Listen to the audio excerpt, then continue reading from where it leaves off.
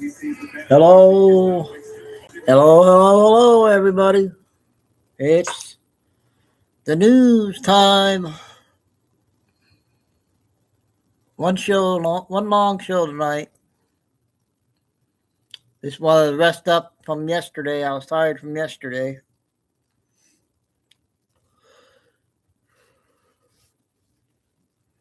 Hope everybody had a good Saturday. So we got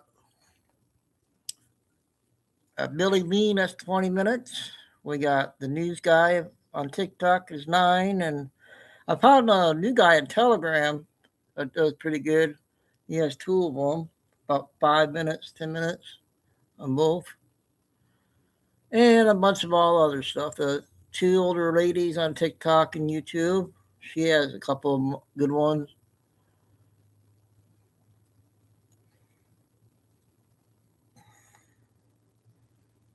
So, all right, Carol, sounds good. Have fun. KKK and Tim. Flying Eagle, Flying Eagle. My team is losing again. It's halftime, but they're up 2-0. I hope Cleveland doesn't win. I wonder where Paul's at. Paul must be lurking all the time lately.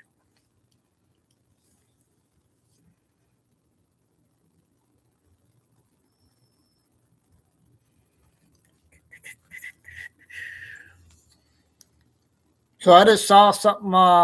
Erika Kirk just spoke 5 minutes at a high school graduation. I'll play that too.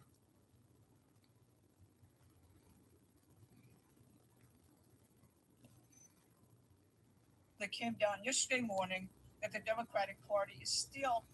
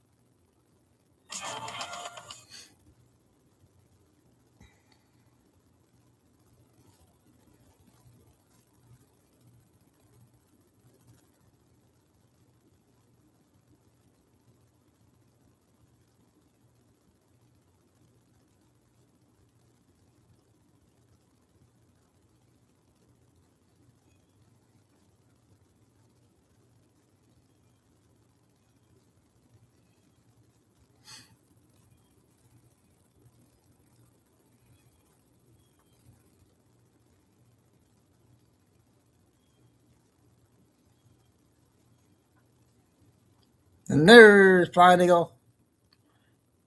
I rested all afternoon today. Recover from yesterday. Well, we're going to have a good show tonight.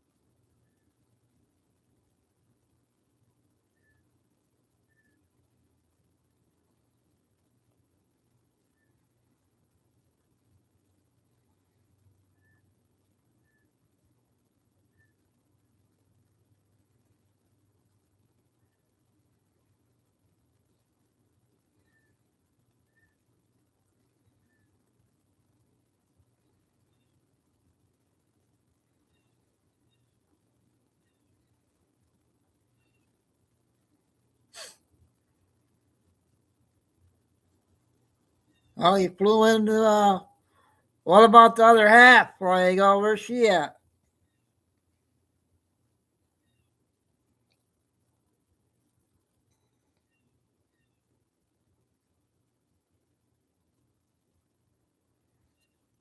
Is she behind the wing or in front of the wing?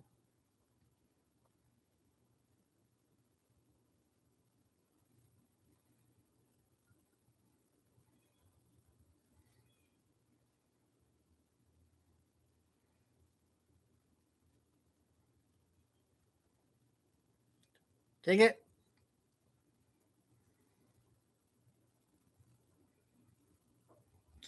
So what are we all going to have for dinner tonight? Who's buying?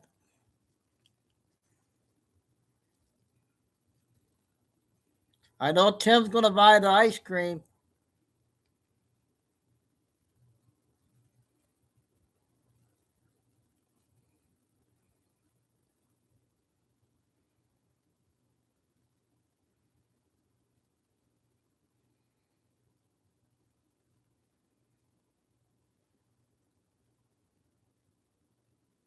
Oh, oh, you're being like my brother-in-law.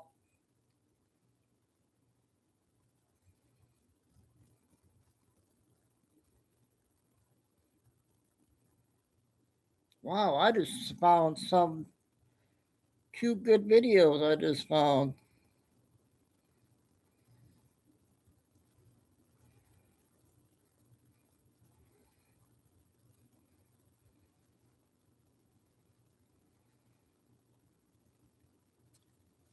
Lucy.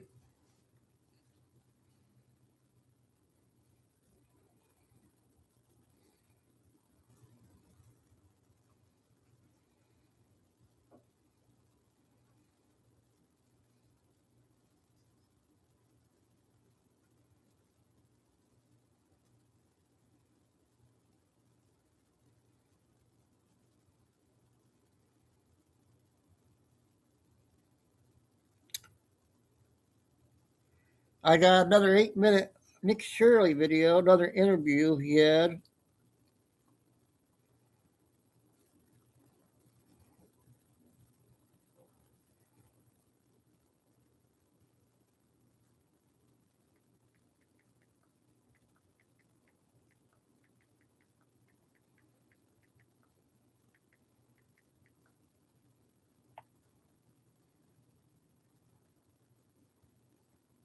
Yeah, well, I just found an 8-minute interview from that one interview that Nick did the other day, Carol.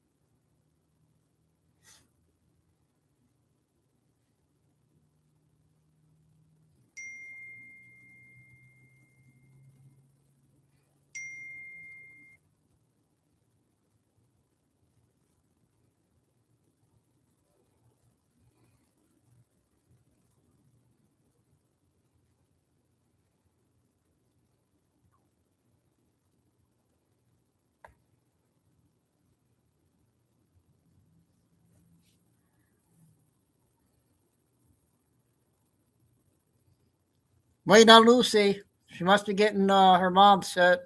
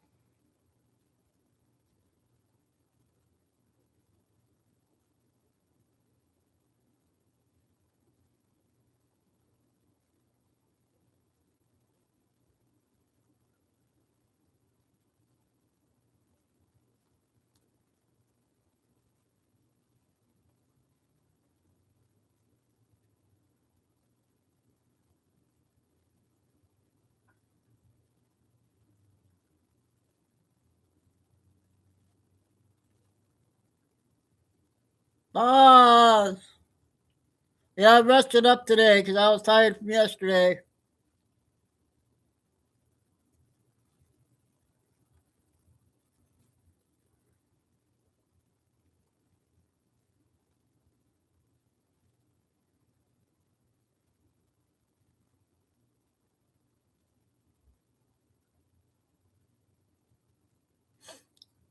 Okay, who are we waiting on still? Yeah, Lucy's the only one that we're waiting on. Yeah, almost all the mods in here.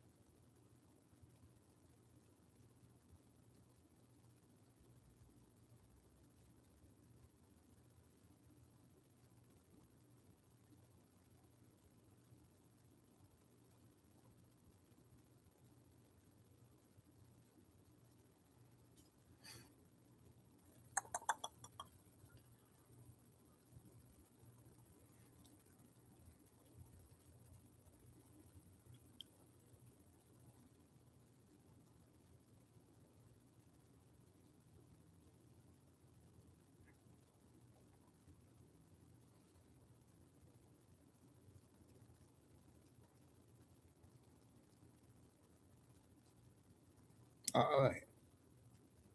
We finally got our favorite lady I was looking for.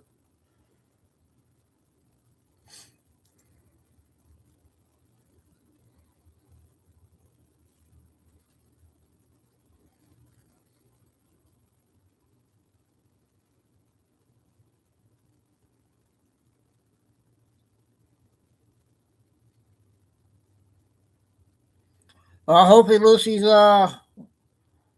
getting ready. I talked to her earlier. She should be in. Hi, Mom. Lucy's mom. All right, we will go ahead and get started. We're a little bit early, about 15. Oh, we're missing Maria and Terry also. I haven't seen those two. Margaret came in a few days ago.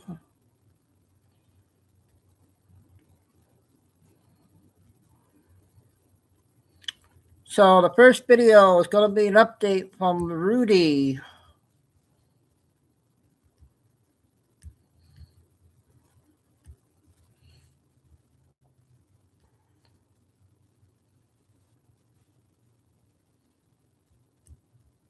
Ah, dang it. What happened here now?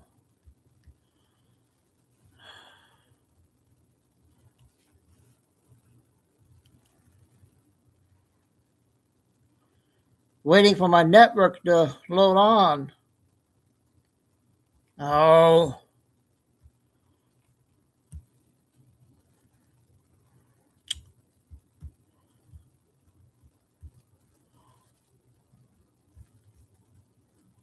Shoot.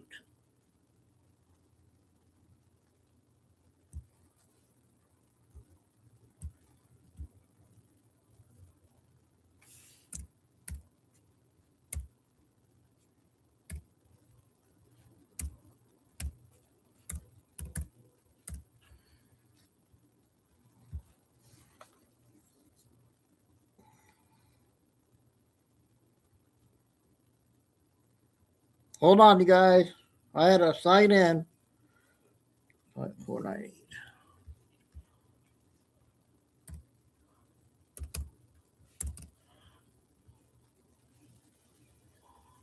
Okay, I think I'm back. All right.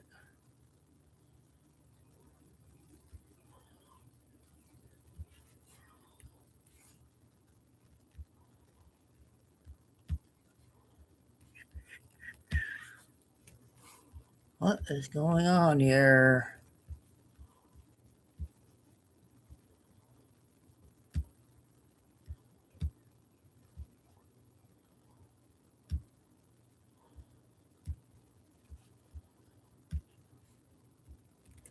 Come on, what happened now? God darn it. Give me a few minutes here, you guys. I gotta figure something out here.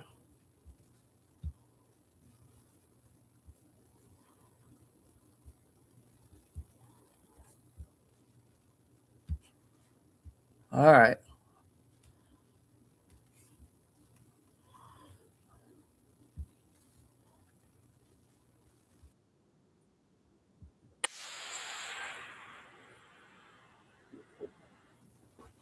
Mike, how's it going?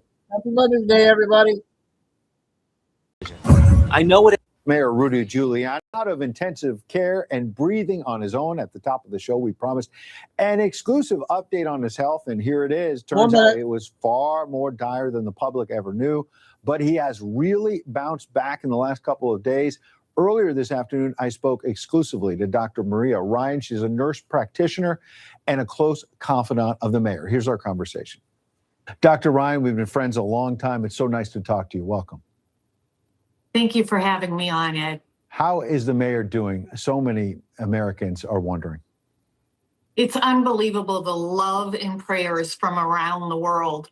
He was really critical, Ed. He went to the hospital Sunday night. I actually brought him there, and he was in respiratory distress. It was very dramatic. He went into flash pulmonary edema and had to be intubated, where that's when we put a tube down in his lungs to breathe for him, and it was extremely critical. And I had a priest come in, give him his last rites, because Mayor Giuliani is extremely religious man. And we were talking about seeing if he could breathe on his own the next day, but we're thinking, geez, we'll see if he can take any breaths. And I swear to God, it was the prayers. The next day, we were able to take him off the ventilator, and he was able to breathe on his own. Absolutely nothing short of a miracle. I remember that night getting some calls from some of our mutual friends. They were trying to get a private plane to get him out of the hospital he's been in because they wanted to get him to some other doctors and whatnot. And they said it was a pretty dire situation.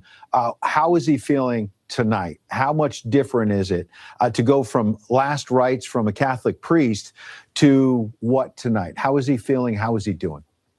Well, he is still hospitalized, and what happens is he actually had a virus called metapneumovirus, where there's really not any treatment, and you and I could get this virus, and it's not going to affect us or kill us.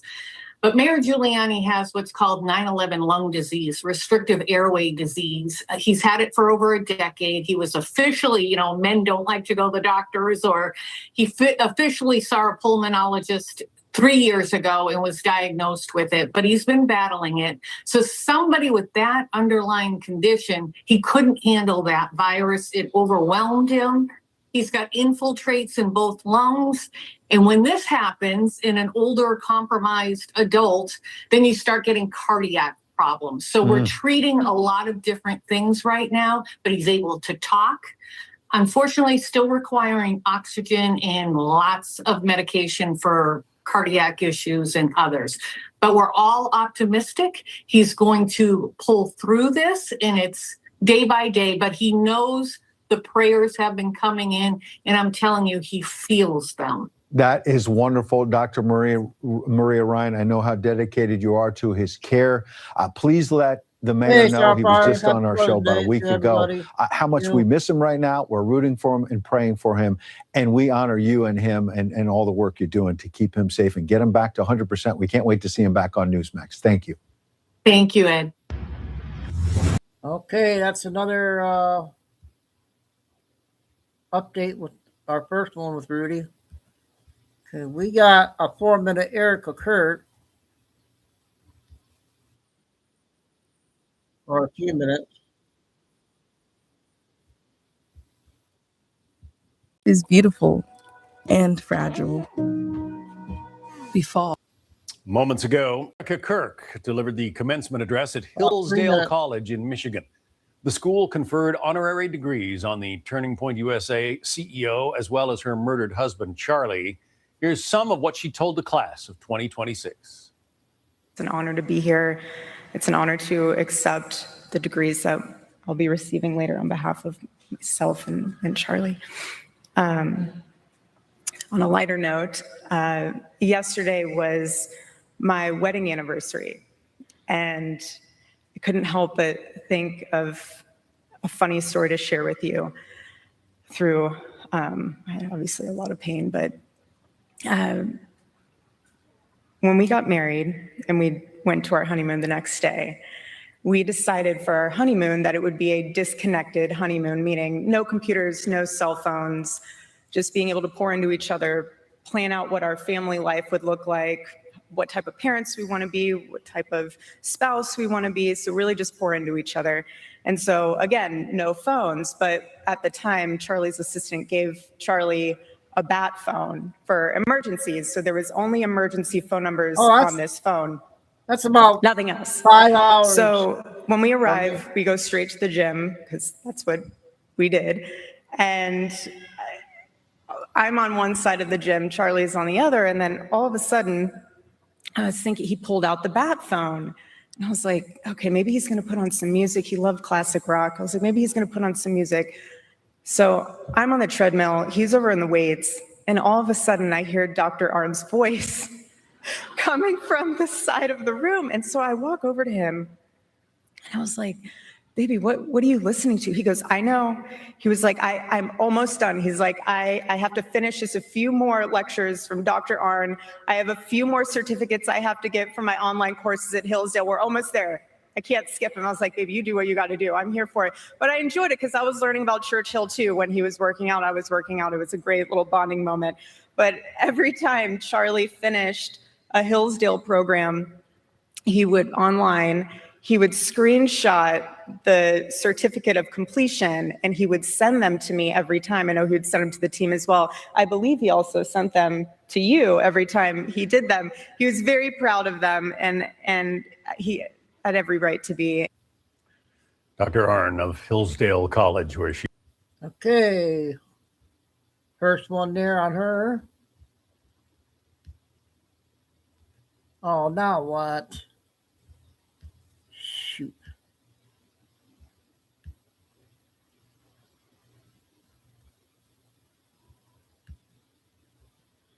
Okay, what do we got here?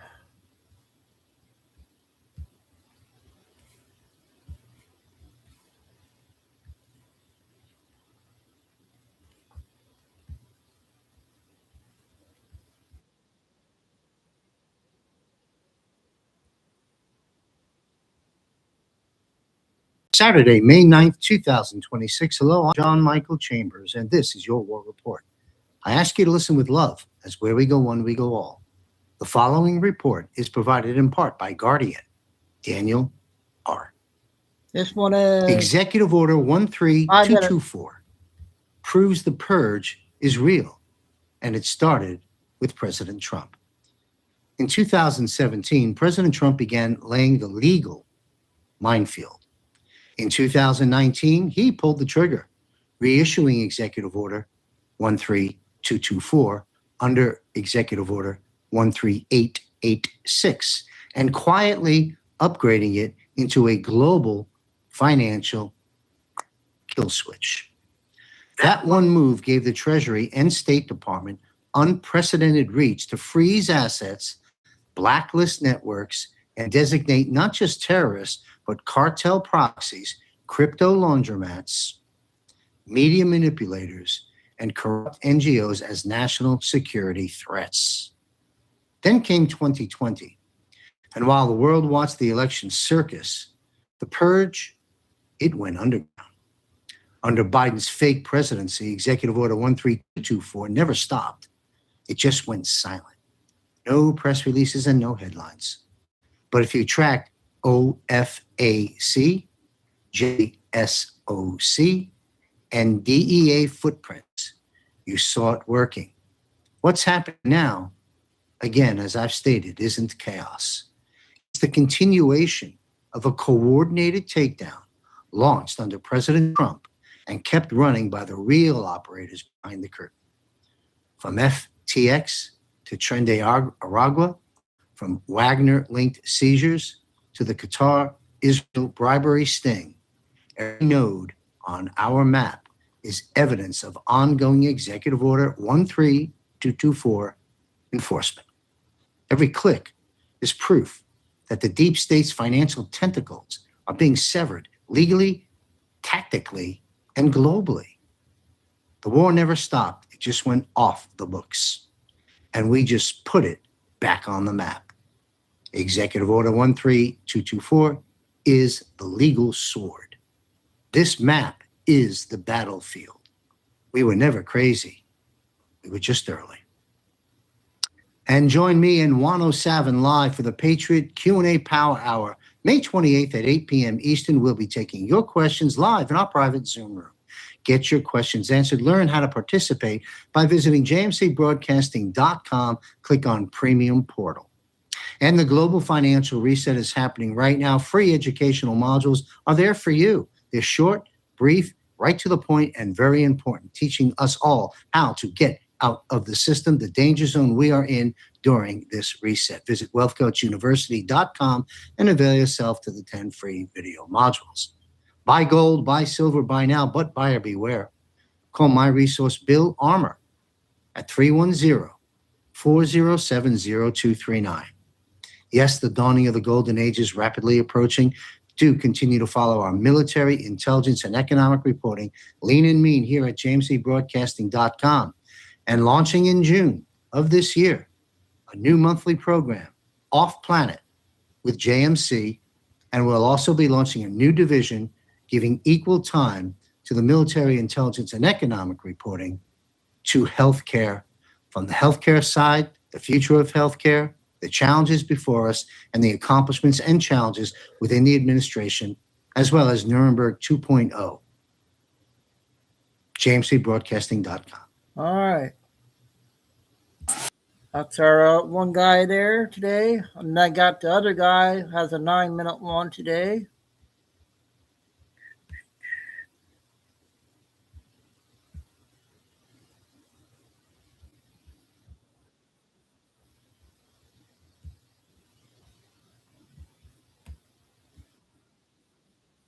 This is EPAC, the news you need. I'm your host, H.G. Gerner.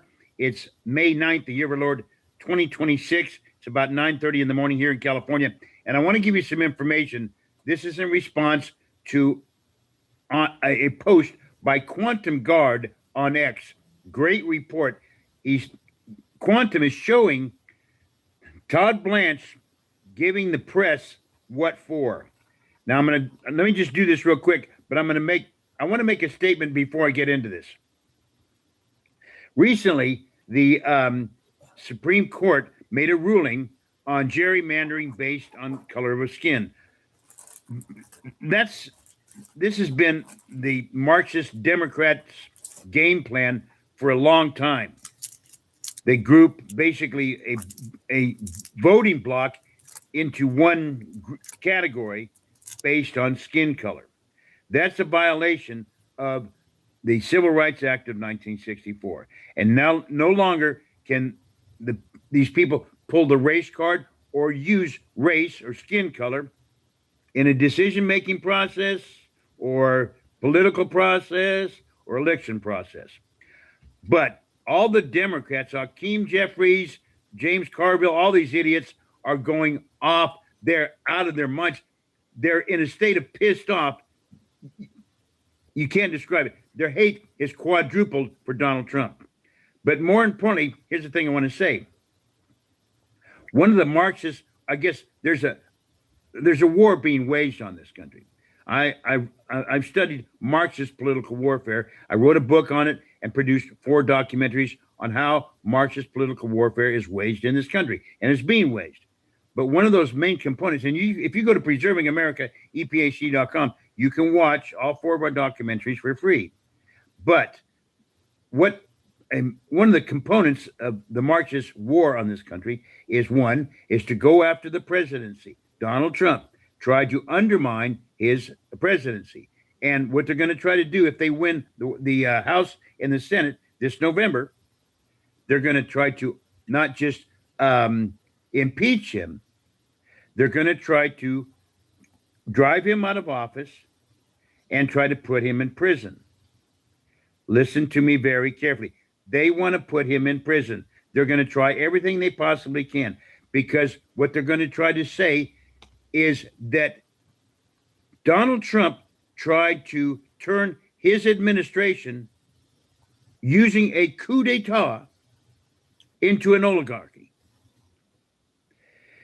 Overstepped his powers, etc. There's a whole long report on it. These guys have absolutely gone nuts. Donald Trump's trying to take over. Elon Musk, they took all this money and they squashed out all these agencies and stopped U.S. aid and fired a bunch of people. Yeah, you're going to get fired because you're wasting your tax money. You're wasting the people's tax money. But more importantly, one of the main things about what's going on is this war being waged on this country. Undermine the existing Trump's administration, undermine the courts. I mean, these people are so pissed off at the court for exposing their bullshit. They're going after. That's one of the things. Go after and undermine the court, because for 150 years, 200 years, the courts have been the great levelers in this country. Then they're going to go after the legislature itself. They're going to try and undermine the entire government process, all branches. But I want to read you something. Quantum posted this. Todd Blanche talking about the how the press. Let me read this to you. Let me just, you'll get a full context of this, and stay with me. Holy smokes, Quantum says. Acting Attorney General Todd Blanche just went haywire on the fake news, whining about weaponization in the Trump DOJ. Stay with me.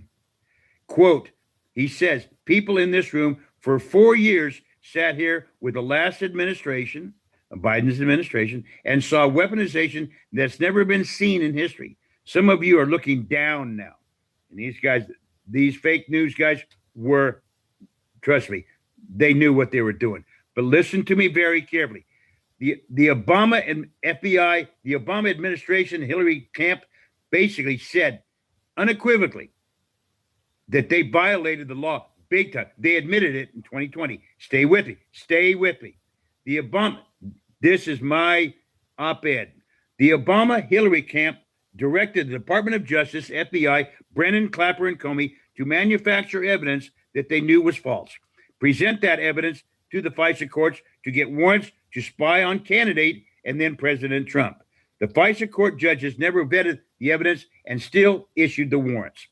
All those involved in this soft coup are guilty of violating several federal laws and codes, all under Title 18, U.S. Code 2383, 2384, 2385, and 1038.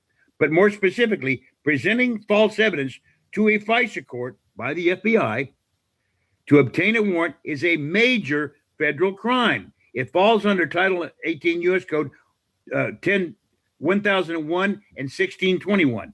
In a 2020 precedent, stay with me, this will blow your mind. In a 2020 precedent, Obama's FBI and DOJ admitted it broke these laws. This precedent goes further. This is a precedent. They admitted they falsified evidence to get a warrant.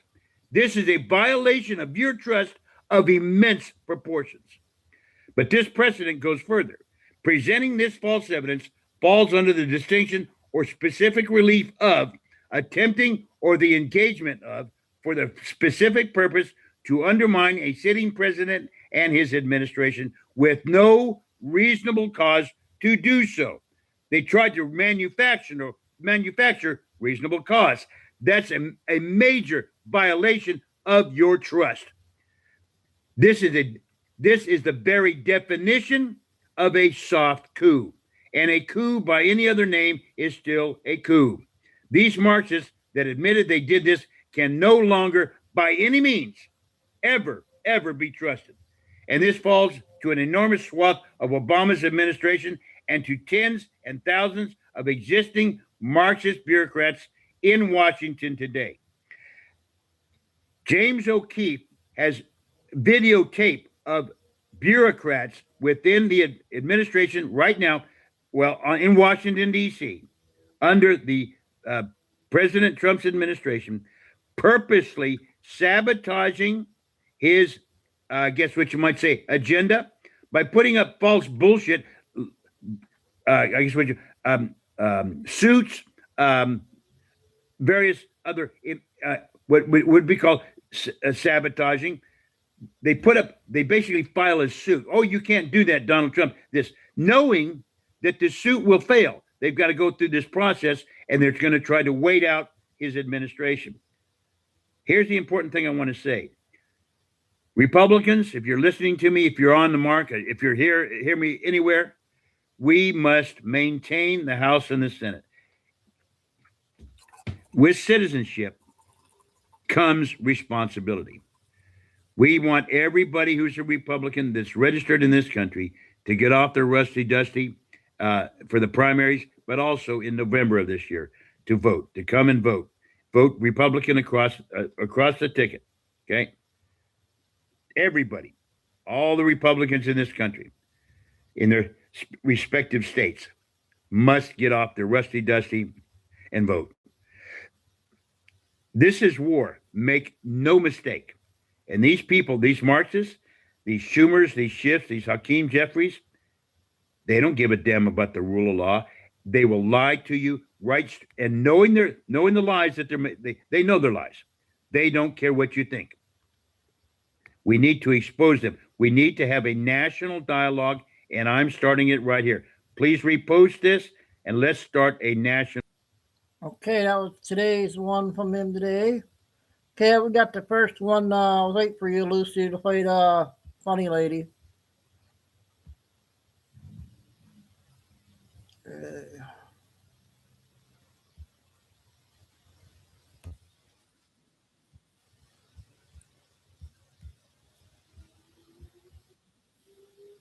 Going to grow up? Are we just going to keep on until we destroy ourselves and the country? We leave nothing for our children or our grandchildren.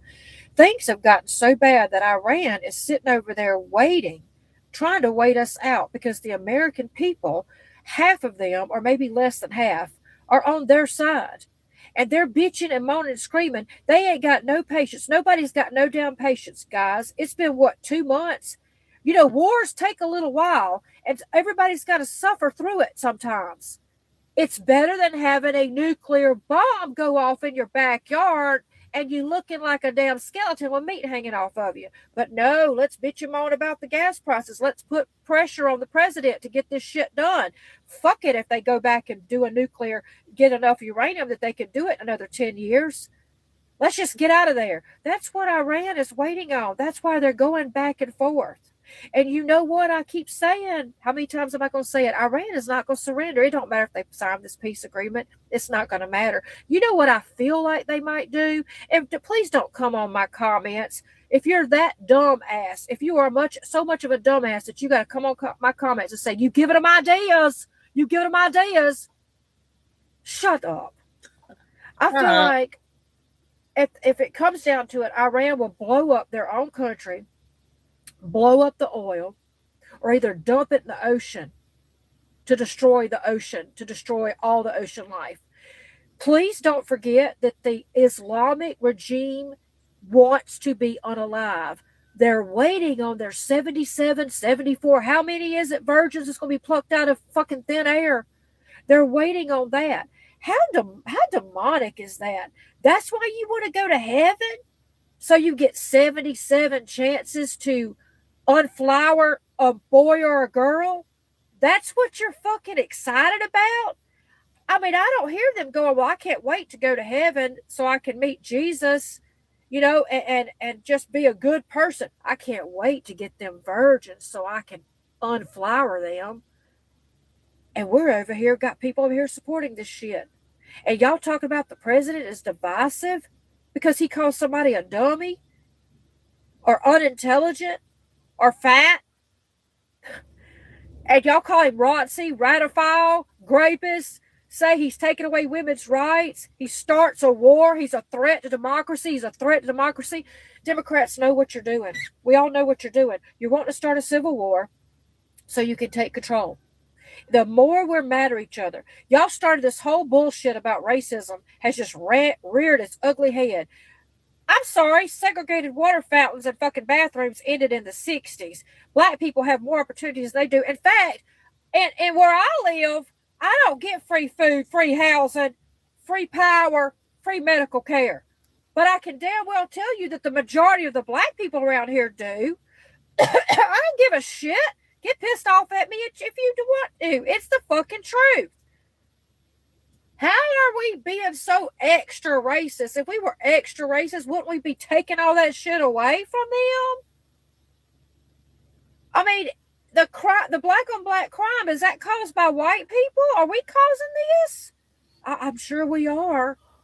I'm so fed up with the way things are going, guys. I am just fed up.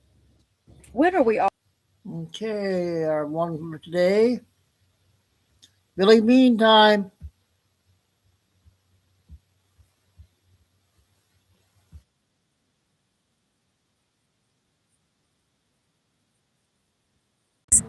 We promise a tenfold refund if it doesn't work. Traditional dentures can lead to jawbone loss and alter your... 20 minutes. Welcome to Truth by Billy Bean. Today's date, May 9, 2026, time in Texas about 9 a.m. Thanks for like, subscribe, and share. And some of the things we'll cover. U.S. sailors hit. China betrays Iran. Iran seizes Chinese tankers. President Trump once again acts as a peacemaker, bringing about a ceasefire between Ukraine and Russia. So let's get started. So the sun continues to remain quiet, but we are hearing about increased earthquakes in various places and volcanoes. We had a major volcano in Japan go off overnight, the Sakurama, erupting with a plume in the air of 11,500 feet. So that's going on. We have this from Max Afterburner that in a recent hit on the 3 U.S. destroyers, the Truxton, the Mason, and the Peralta, that one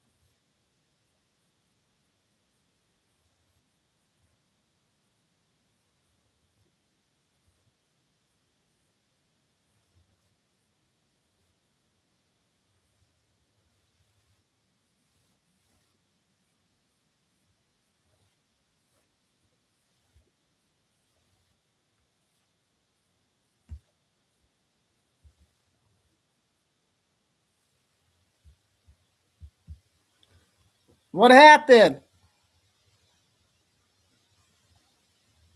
Can you guys hear me and see me now? Was it the video?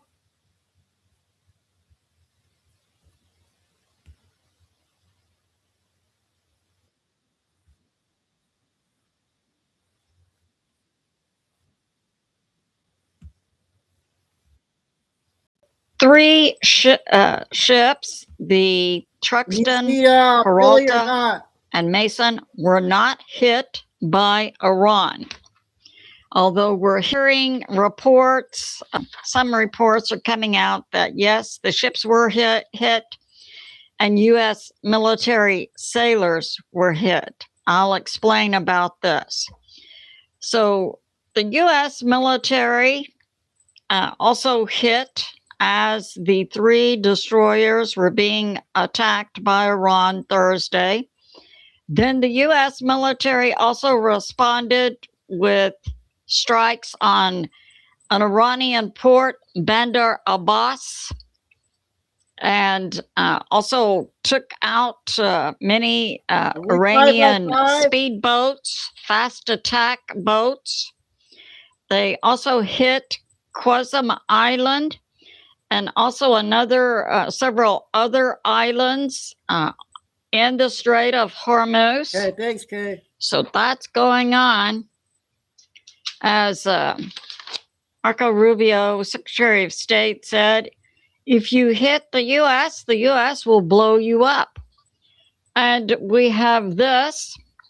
The U.S. military also used in their defensive strike against Iran Thursday, Army Apache helicopters, and also MH-60s. And we are seeing that the U.S. has been successful in bringing down Iranian drones. So that's going on. Yeah. And we have this. We have from Fox, President Trump has negotiated a 3-day ceasefire between Ukraine and Russia, May 9, 10, and 11. We have from the U.S. State Department also that the U.S. is active in negotiating ceasefire between Israel and Lebanon, where an Iranian proxy, the Hezbollah, has been hitting Israel. There's going to be an additional meeting between Israel and Lebanon in Washington, D.C., May 14 to 15, which is when President Trump will be in Beijing, according to his current schedule. And we have this from Enforcer. So the U.S. military hit Iran. That happened in the past 24 hours. And we had 2 Iranian tankers try to run the blockade. The U.S. military put both of them out of operating commission. We had a 3rd tanker whose rudder was hit by an F-18 Hornet. So we see the U.S.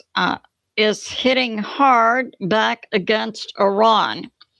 And I'd like to say, with regard to negotiating with Iran, I agree with Tusi TV, Magar Tusi, as I have put out since the beginning of this conflict, that you cannot negotiate with the IRGC, who are ideologues. They do not care about their facilities. They do not care about the Iranian people. They do not care about the Iranian economy. They only care about their religion-driven ideology, and they will do anything to stay in power and absolutely everything they can to bring about World War III in accord with their religious beliefs, that they have to work to bring about World War III, to bring back their Messiah figure, the Mahdi. So as Megar Tusi says, the only way you can deal with these people is with a gun. And I agree 100%. And it may be that the U.S. is prepping for a special forces ground event to do just that. And we have this news coming out. Iran seizes a Chinese tanker. I believe that happened on Friday, but I have more information from China Observer. Iran has been doing this for several weeks. It appears that China has not been supplying the weapons to and intel to Iran, and that possibly China has betrayed Iran, as contact between the U.S. and China has made clear to China it is not in the best interests of China to support Iran. So that's going on. And we have this. Also, some analysts are saying that China is going to, while the U.S. is tied up in Iran, try to take Taiwan. We'll see about that. And we have May 8, yesterday. We had 150 fast attack Iranian speedboats believed to be laying more mines in the Strait of Hormuz. So that happened yesterday. And we have this. So we have from Dialogue Works interview with former CIA Larry Johnson. But the U.S. State Department warns China, against helping Iran. And it's believed that Iran has been functioning as a proxy for China against the U.S. And we've seen in the past 2 to 3 days, Iran hitting also UAE. And just yesterday, they hit the Dubai airport. It turns out the Iranian missile hit near the airport in UAE, and that UAE has also been striking back at Iran using the UAE military in the past 48 hours. And we have this. We know the City of London represents the deep state financial center. It's being put forth that the City of London is aligned with King Charles, and that the main bank for the City of London, HSBC, is now taking a significant downturn as the U.S. Interaction with Iran brings down a significant amount of revenue for the deep state. So that's going on. And we have this. So we see President Trump's brilliant strategy hit Venezuela, Iran, next will be Cuba. All of this is geared toward destroying the deep state on a global basis, as well as curtailing Iran's use of nukes. Now, it's my position that Iran has had nukes for decades. I can agree that the CIA assessment that Iran has not been making nukes since 2006 most likely is true on the surface. But Iran, I believe, already has nukes. And we have this from Enforcer.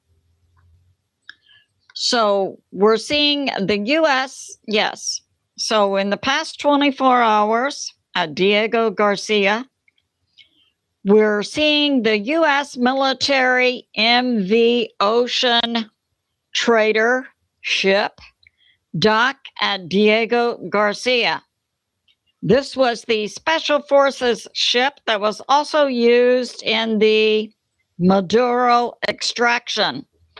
Analysts believe that the U.S. may be prepping for a Special Forces hit on Iran. We have this from U.S. Intel. So May 8, yesterday, the U.S. military and Iran were engaging in a firefight.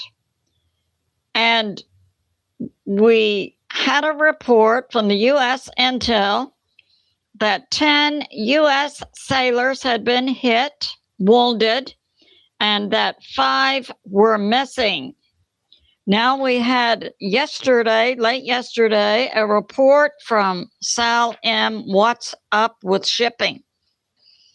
So it does appear there has been a hit on a U.S. flagship Monday, May 4, under Operation Project Freedom, that the Maersk ship, the San Antonio, a U.S. flagship, that would have been crewed by the U.S.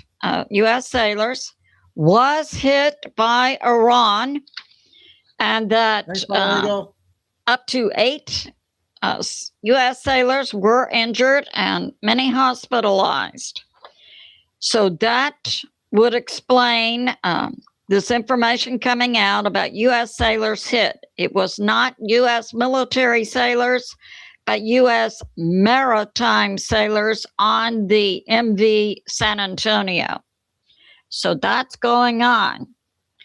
And we have this, that Iran does not have, according to Salim, a maritime expert, Iran does not have legal maritime law on its side to claim it controls the Strait of Hormuz, because under global maritime law, the Strait of Hormuz cannot be controlled by one nation or another, because it's a strait through which multiple nations have to be able to come in and out.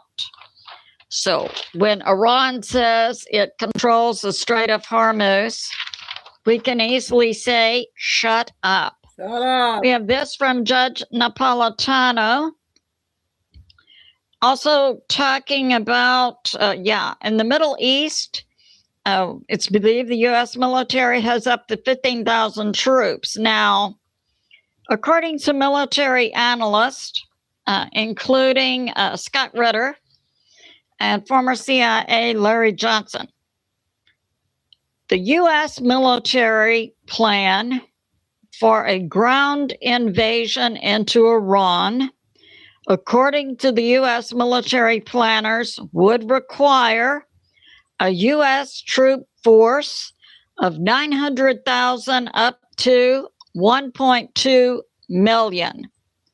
Since it's known we have a total in the Middle East of 50,000 troops, with 15,000 troops actively engaged in the U.S.'s military action against Iran, it does not appear that the U.S. military has been planning for a major ground invasion, because the number of troops doesn't support that. And we have this. So the leader of the IRGC, Vahidi, is believed to be in control. We know about the cardboard Mustafa Khamenei, Ayatollah number 2, who some sources allege is still alive, but apparently cannot communicate. And it's unknown if he's actually still alive, or simply a cover for Val-Hadi, the leader of IRGC, to maintain power.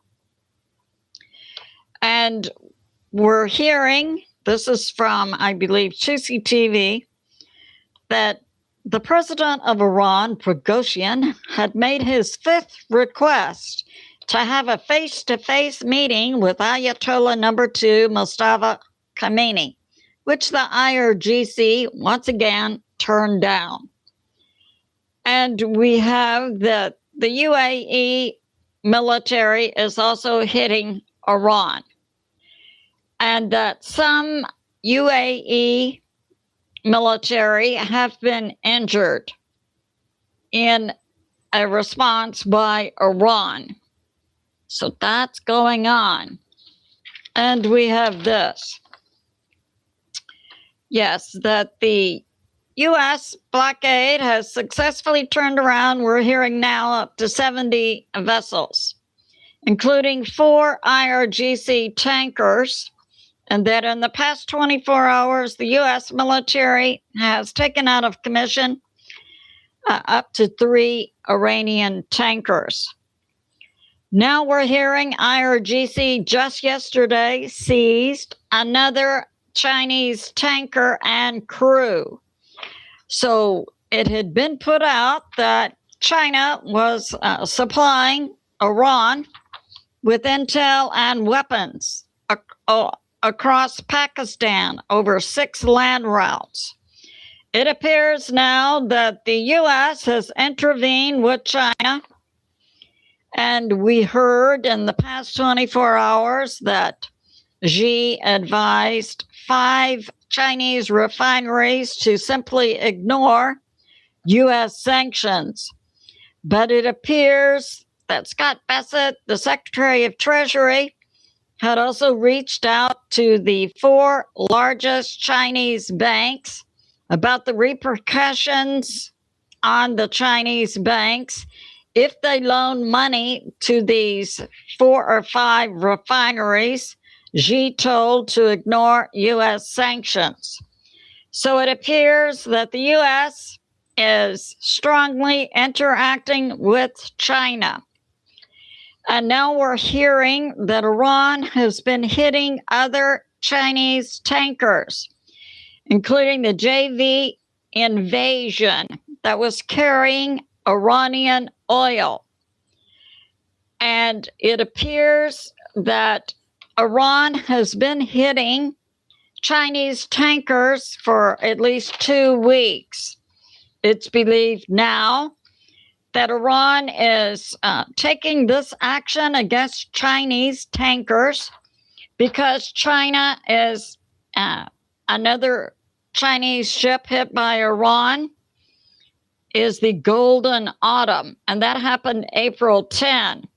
So it appears all along Iran has been striking back against China every time that China would take down the number of weapons it was supplying to Iran.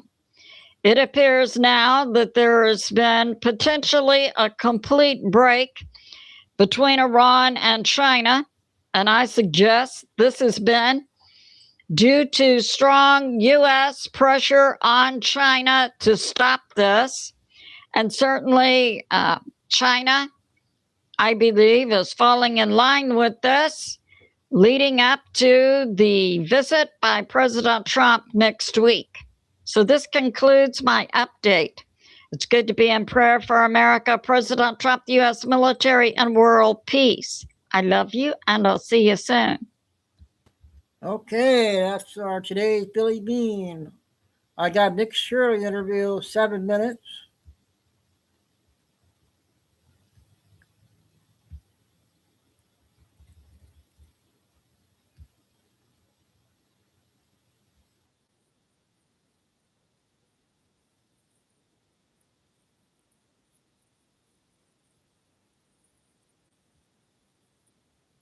Stylish siding engineered to last. That's smart. Your best friend, what's his name? Gavin Newsom. Okay. Because he said some very complimentary things about you. This right here came from them. Nick Shirley right now. Okay. So this is what's interesting about this post. He's posting this out there saying you're going to daycare to see their kids. Okay. That got 9.7 million views. How many likes? Rob, if you can pull up the likes, 26,000 likes. Not bad.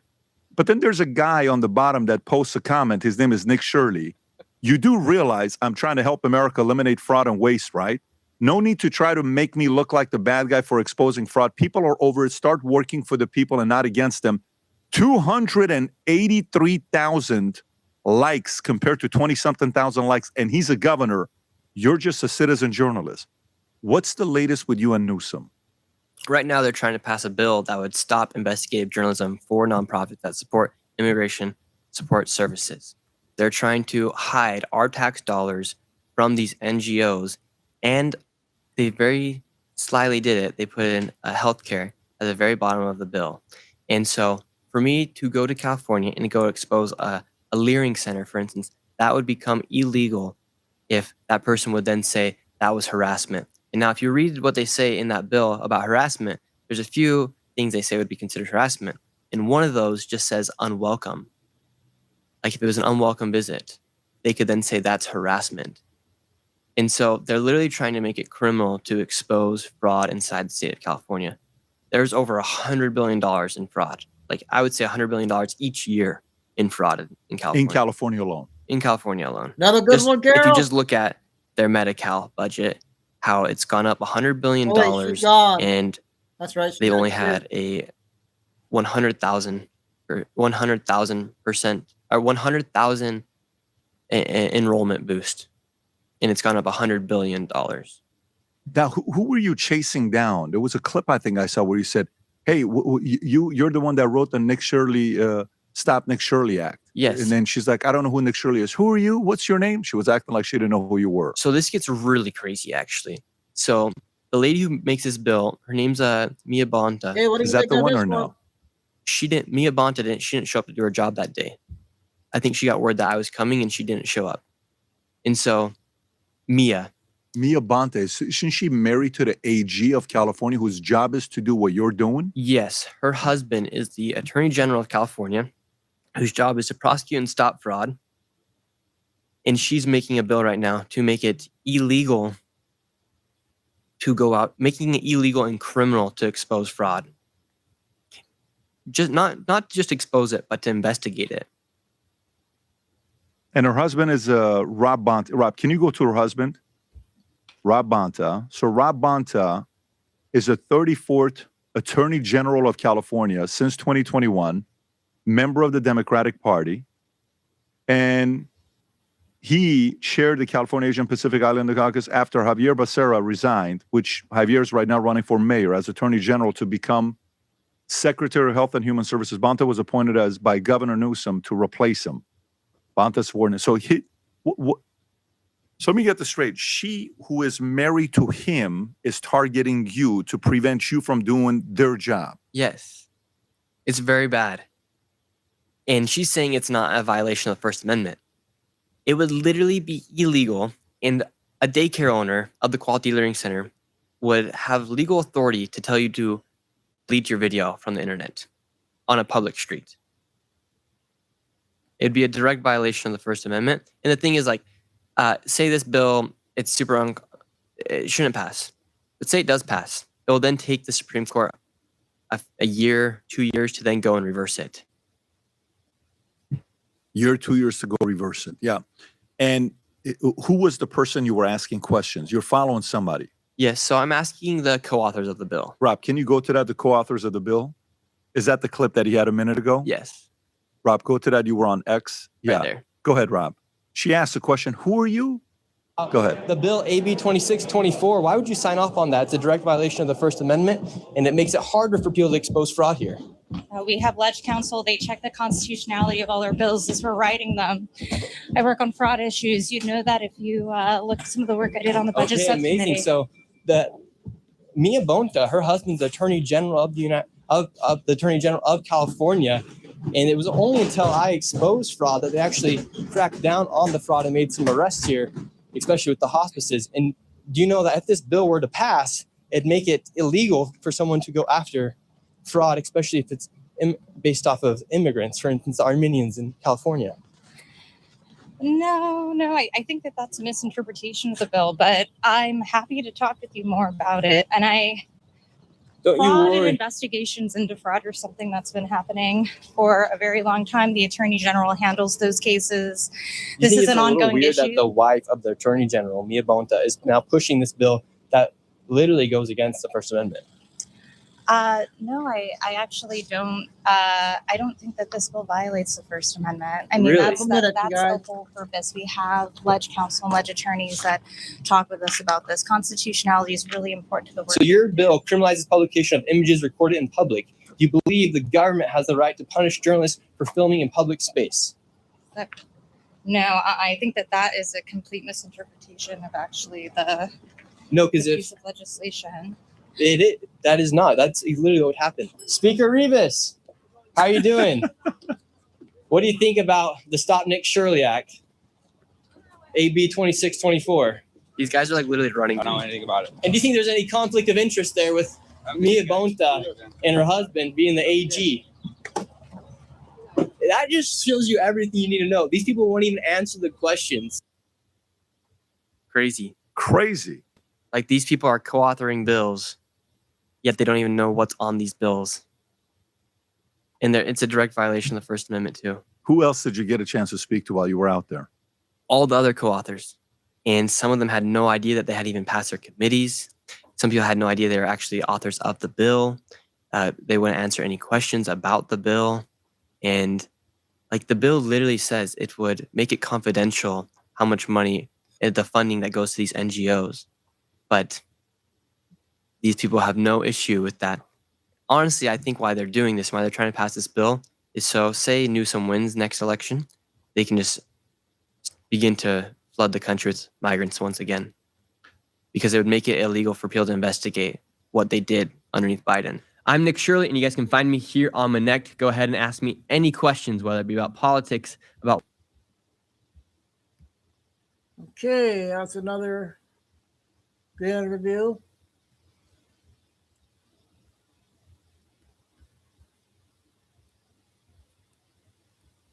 We got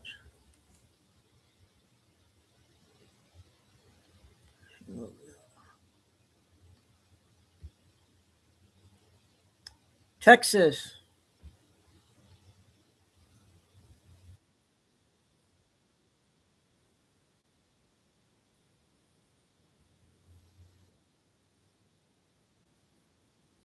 God damn it.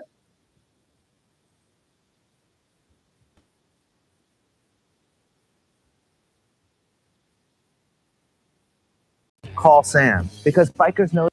Tonight to a list that nobody wants to be on, and unfortunately, it's a growing list in a North Texas city. Authorities believe that more than 80 people since February have had their mail with checks inside stolen from a post office in Plano. Just one.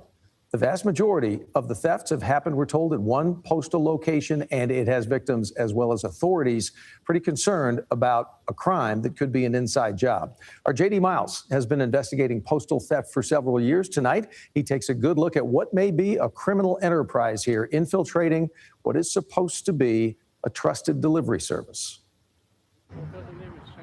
It's a place Jim Frankenfield no longer feels comfortable even getting close to.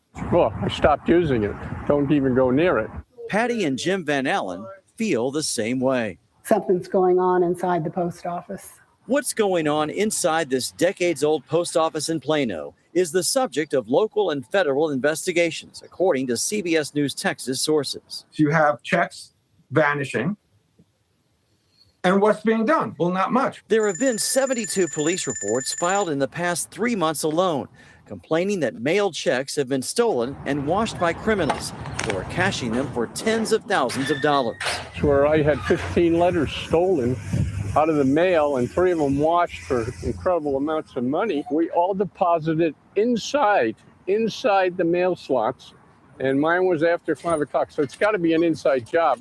Jim Frankenfield is not the only one worried that someone working inside the building is stealing mail and committing massive check fraud. So what they're doing is they're recruiting people to infiltrate the Postal Service to steal mail. Frank Albergo is president of the Postal Police Officers Association. He believes the problem is related to a U.S. Postal Service decision to hire non-career employees to work in its mail centers. CBS News Texas found in a recent report to Congress, the Postal Service said that recently there has been a growing threat. Criminal organizations are targeting, recruiting, and colluding with postal employees to move narcotics through the postal network and to steal checks, both personal and government-issued checks. A more recent post found that internal mail theft was prevalent in processing facilities around the country due to a lack of a nationwide policy restricting personal belongings on the workroom floor, which can be used to conceal stolen mail. For them to say that it's prevalent, it has to be really bad. It's going to be a pursuit. It's going to be a pursuit. Just last month, Carrollton police arrested 2 people driving a stolen U-Haul truck that led officers on a high-speed chase while carrying a load of stolen mail. CBS News Texas has documented how overstuffed collection boxes and robberies of letter carriers for their keys have made mail theft easier for criminals. The likelihood that criminals have found their way inside post offices could erode public trust in the government agency. We're a little surprised about how heavy it is because they were dropped off on the inside. Plano police have handed over its cases to the Postal Service Inspection Office, which declined our request for an interview, only saying in a statement, the USPS OIG considers the allegations of theft of U.S. mail by any Postal Service employee to be a very serious issue.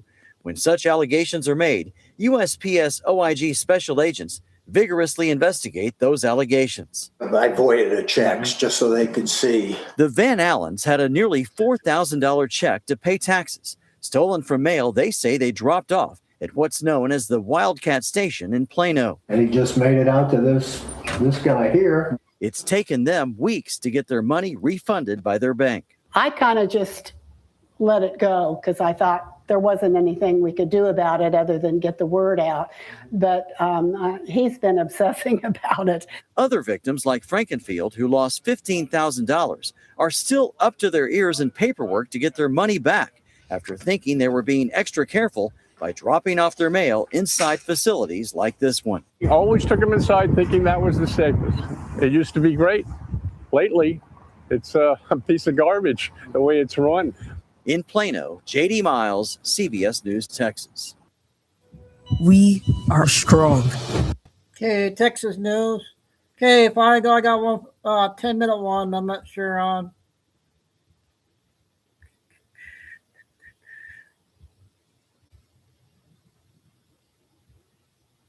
Here. I think it's this one.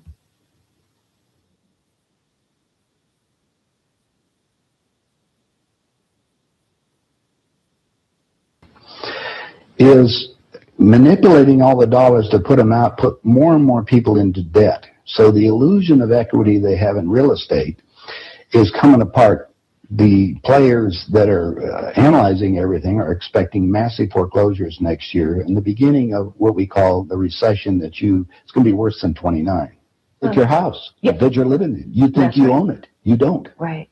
You have contractual right to transfer the airspace, subject to you paying taxes to the state. Right.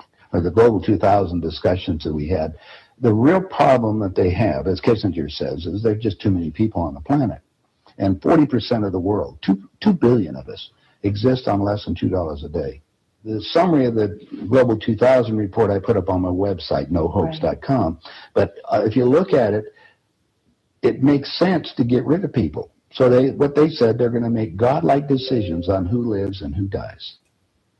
Now, obviously, some of the meetings we sat on, we were planning on using neutron bombs on the major cities because that contains most of what they call... You actually heard this? I sat in on the meetings. I was in the game big time. In fact, I was making such a mess, they decided rather than kill me, which they could, they just invited me into the inner group and asked me to be the finance chairman. And at that point, I probably would have been Secretary of the Treasury or something, whatever they wanted to do with me. What I was doing prior to that, so, making it right, I would volunteer to become a president of a company, and I'd go in and liquidate it. And we get rid of the expendable containers. That was my job. Expendable containers meaning human beings? That's right. Yeah, it's amazing. That's Well, that was the the inside terminology. vernacular, wasn't it? Yeah. Oh, well, that's what we used at that time. I mean, it went from there to useless eaters today. So you're happy with it. You're a human resource. So, Right. which, all you are is part of the commodity, even in the business sense. You look at... I'll stop it.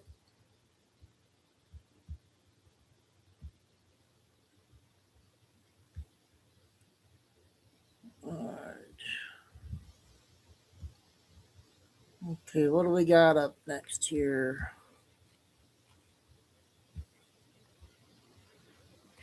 Okay, we got a mini video.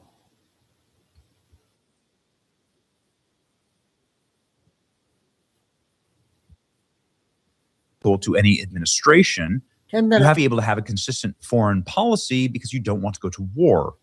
The president sends American men and women off to die in foreign lands when things go sideways with foreign nations.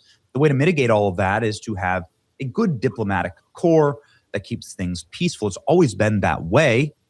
The only reason you ever have wars is because nations go sideways, can't figure out peaceful ways to figure stuff out. And that's the way that it goes. And this is why foreign policy is so critical to any administration, and why you should take note when you watch President Trump engaging in foreign policy with the nation that we share the longest border with, and that would be Canada. President Trump's first meeting with a foreign head of state was the meeting with Justin Trudeau at Mar-a-Lago, where President Trump decided to take this absolutely critical ally to our north and publicly humiliate him, first with having one of his donors' kids do moose ears at him, which is hilarious, and then to call Justin Trudeau the governor of the 51st state in a humiliating and stinging rebuke of Justin Trudeau's embarrassing globalism and crashing and destroying Canada. Justin Trudeau begged for mercy. Trump didn't give it to him. He said he'd kill the Canadian economy, and then roasted Trudeau to his face with this line: that new tariffs would kill the Canadian economy. Trump joked to him that if Canada can't survive without ripping off the U.S. to the tune of $100 billion a year, then maybe Canada should become the 51st state and Trudeau could become its governor. Since President Trump offered Justin Trudeau the governorship of Canada, multiple Canadian provinces have tried to break away from Canada. For instance, Alberta just delivered 300,000 signatures saying that they want to leave the failing nation state that, of course, has brought in infinity third worlders to replace their native populations. It's practically unlivable. Things are so expensive. The economy is spiraling out of control. The Canadian dollar is worth nothing. They have globalist restrictions on all manner of life. Remember the trucker protest that crushed all of Canada? And they went after these people. They went after their bank accounts. They locked down churches. Anyway, it's a totalitarian state, and people want to leave. And this is a result, quite frankly, of President Trump drawing a line in the sand and making a mark and saying, you are being misgoverned and led astray, and the people who are in charge of Canada are destroying it. And Trump has every right to make that statement because he's our president and because it's important to have a strong Canada. And we don't have that. We should want that as an ally. What we shouldn't want is for there to be manipulation from past presidents or other leaders that engage with the Canadian government behind the back of President Trump. There are actually laws against that, but it's something that Barack Obama is doing right now, and proudly so. Here's Barack Obama this morning meeting with the new Prime Minister of Canada. His name is Mark Carney. Justin Trudeau, of course, resigned in disgrace and humiliation. Mark Carney stepped in. He's a guy who has lived in New York and Massachusetts for the last 50 years. He's not even Canadian. He's a complete plant. He was up there to steal and rig an election. And now it looks like Barack Obama is getting ready to do exactly that in this meeting. Why is Barack Obama meeting with other heads of state? Barack Obama hasn't been president since the small hours of 2016. So it's been 10 years. What the hell is Obama still doing? He's completely gray now. He's waning in political power. Seems like a complete and total desperation move. Welcome back to Canada, President Obama. Thank you for joining us in Toronto for an important conversation on how we can build a better future and empower more people to build with us. What's Barack Obama doing meeting other heads of state? What is Hussein Obama meeting world leaders? President Trump is still in office. This is a coup. Yeah. Logan Act violation? This is exactly, by the way, what they went after General Flynn for instance. They go after Republicans for the Logan Act all the time. American presidents used to know to stay off the world stage when they left office, not this piece of garbage. There's no greater example of waste, fraud, and abuse in Michigan than using our tax dollars to give benefits to illegal immigrants. Right. What is Obama's subversive Marxist cooking up in Canada? Curious minds are asking. Logan Act. Russiagate hoax originator President Obama panics and exits the shadows, hoping that international visibility will offer additional protection. Some are saying that maybe this is Maybe this is Barack Obama saying he's going to flee the United States and go to Canada if he were perhaps prosecuted for spying on Trump. There is a massive grand jury that is impaneled right now that is looking into Obama's crimes, Russiagate, spying on the president's administration and campaign, and so on. Worst decision you could have made, Mark. What the hell is Obama up to? More subterfuge? It cannot be good for the United States of America. Obama, Soros, and Carney are all meeting together. What could go wrong? Are they planning the next pandemic? We've obviously seen little pops of Hanta virus this week. Who knows? Notoriously corrupt former president who spied on and tried to jail and destroy Donald Trump is welcomed by the Canadian government. How exactly can Obama build a better future with Canada? Anyone find it weird that Obama is meeting with world leaders? How's this big, goofy-eared MFer has not been charged with the Logan Act? It should not be allowed. It's clearly here to undermine President Trump. It's amazing. Nothing to see here. They go on and on and on about their norms, right? Norms, norms, norms. You didn't see George Bush doing this to Obama. You didn't see Clinton doing this to Obama. You didn't see any of the former presidents doing this. You know, Obama was president. George Bush and George H.W. Bush were still alive. I think Jimmy Carter was still alive. You would never see world leaders be meeting, like you never see them engaging in shadow statecraft. Awesome. And in exchange, we get Alberta, right? Yeah, hopefully. Here's Obama violating the Logan Act. Democrats openly commit treason and sedition and are never held accountable. Arrest Barack Hussein Obama. Look at Carney's post. It's written as if he's the current president, right?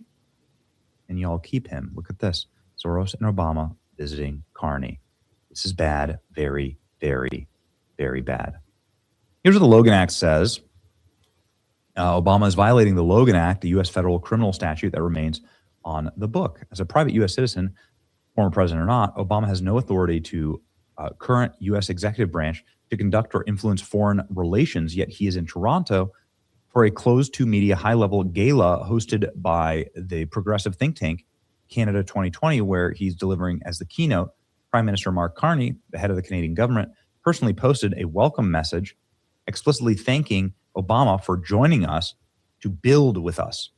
This is textbook Logan Act territory. The statute prohibits any unauthorized U.S. citizen from directly or indirectly correspondence, intercourse, and foreign government officer, agent thereof, with the intent to influence that government's measure of conduct in any dispute or controversies in the United States.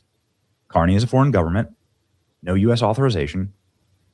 Context is U.S.-Canadian disputes, which are intense right now, and the intent is evident. The public post plus private dinner plus keynote says that Obama is engaging in statecraft. So can we please lock up Barack Obama? I mean, is he trying to prevent Alberta from seceding? Like what? Like, are they trying to just like hold the country? Is it just like a pure panic mode? Remember that Barack Obama used foreign nations that were our allies, like the UK, spies in the UK, and Australia, in order to entrap Trump with Russiagate the first time. That was Obama doing all that. So it sure as hell seems very suspicious to me. I hope that Barack Obama gets a visit from the FBI over this. That would be my hope. Let me know what you think, ladies and gentlemen. And I don't think this is going to stop Albertan secession, which I'm 100% an advocate for. It's your boy Benny. Like, share, and subscribe. See Canada free again. Okay, the first penny. All right, need help on this one. Fine. You go 5 minutes. It's a new guy I found on Telegram before I do the 15-minute, one of the older 80s video. Looked like it was pretty good. He has 2 of them, actually.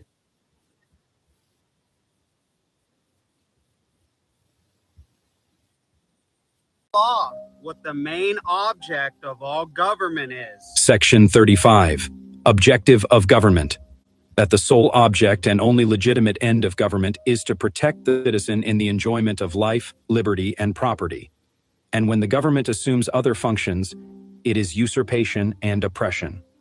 Government's sole job is to protect the enjoyment of your life, liberty, property. That's the law, period. Any other function is usurpation and oppression. So here's a few examples of usurpation and oppression. Government taxing your life, liberty, property. That would be considered oppression. Oppression. The misdemeanor committed by a public officer who, under color of his office, wrongfully inflicts upon any person any bodily harm, imprisonment, or other injury. An act of cruelty, severity, unlawful exaction, or excessive use of authority. An act of subjecting to cruel and unjust hardship. An act of domination. See coercion, cruelty, threat, oppressor. A public officer who unlawfully uses his authority by way of oppression. Government overextending jurisdiction into the rights of the people. That would be considered usurpation. Usurpation, the unlawful encroachment or assumption of the use of property, power, or authority which belongs to another. An interruption or the disturbing a man in his right and possession, the unlawful seizure or assumption of sovereign power. The assumption of government or supreme power by force or illegally, in derogation of the Constitution and of the rights of the lawful ruler. Usurpation for which writ of prohibition may be granted involves attempted exercise of power not possessed by inferior officer. So in the contract that all government servants take an oath to support and defend, they already agreed, we the people accepted our rights outside of government's power forever. Because there's no such thing as anybody in government having a grant of power over the rights of the people. Section 29. Text of Section 29, provisions of Bill of Rights accepted from powers of government, to forever remain inviolate. To guard against transgressions of the high powers herein delegated, we declare that everything in this Bill of Rights is accepted out of the general powers of government, and shall forever remain inviolate. And all laws contrary thereto or to the following provisions shall be void. So what do you think you're doing, Mr. Government Servant? What power, authority, or jurisdiction do you think you have, Mr. Government Servant? I'm just doing my job. Now, this is what the Founding Fathers called having a frequent recurrence to fundamental principles. Who has all power and why are governments established? And it's very simple. The sole object of all government is to protect the enjoyment of your life, liberty, property. Any other function is usurpation and oppression. So if you can't perform that simple task, I would encourage you to resign as a government servant, because right now, across all 50 states, I see legislative, executive, judicial servants participating in usurpation and oppression. Hey, I want to encourage other Americans, repent from politics, learn the fundamental law, and let's restore our nation to what it once was. One nation under God. Amen. Okay, I'm glad I found that guy there. I'll try to find him, his channel. I got another one here.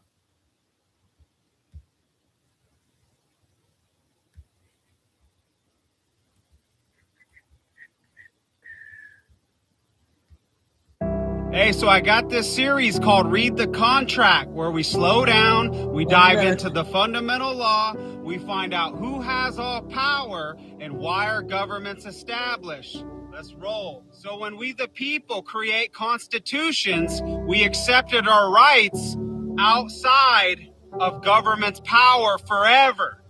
That means they can't rule, make, or legislate when it comes to the rights of we the people. And I'm not going to just tell you, I'm going to show you in the contract that they took an oath to support and defend. 1838 Florida Constitution, Section 26. That frequent recurrence to fundamental principles is absolutely necessary to preserve the blessings of liberty. Section 27. That, to guard against transgressions upon the rights of the people, we declare that everything in this article is accepted out of the general powers of government, and shall forever remain inviolate, and that all laws contrary thereto, or to the following provisions, shall be void. Texas Constitution. Texas. Section 29. Text of Section 29, provisions of Bill of Rights accepted from powers of government to forever remain inviolate. To guard against transgressions of the high powers herein delegated, we declare that everything in this Bill of Rights is accepted out of the general powers of government and shall forever remain inviolate, and all laws contrary thereto or to the following provisions shall be void. Alabama Constitution, Section 36, 66, SEC 36. Construction of Declaration of Rights. That this enumeration of certain rights shall not impair or deny others retained by the people, and, to guard against any encroachments on the rights herein retained, we declare that everything in this Declaration of Rights is accepted out of the general powers of government, and shall forever remain inviolate. Kentucky Constitution, Section 26. Text of Section 26. To guard against transgression of the high powers which we have delegated, we declare that everything in this Bill of Rights is accepted out of the general powers of government, and shall forever remain inviolate. And all laws contrary thereto, or contrary to this Constitution, shall be void.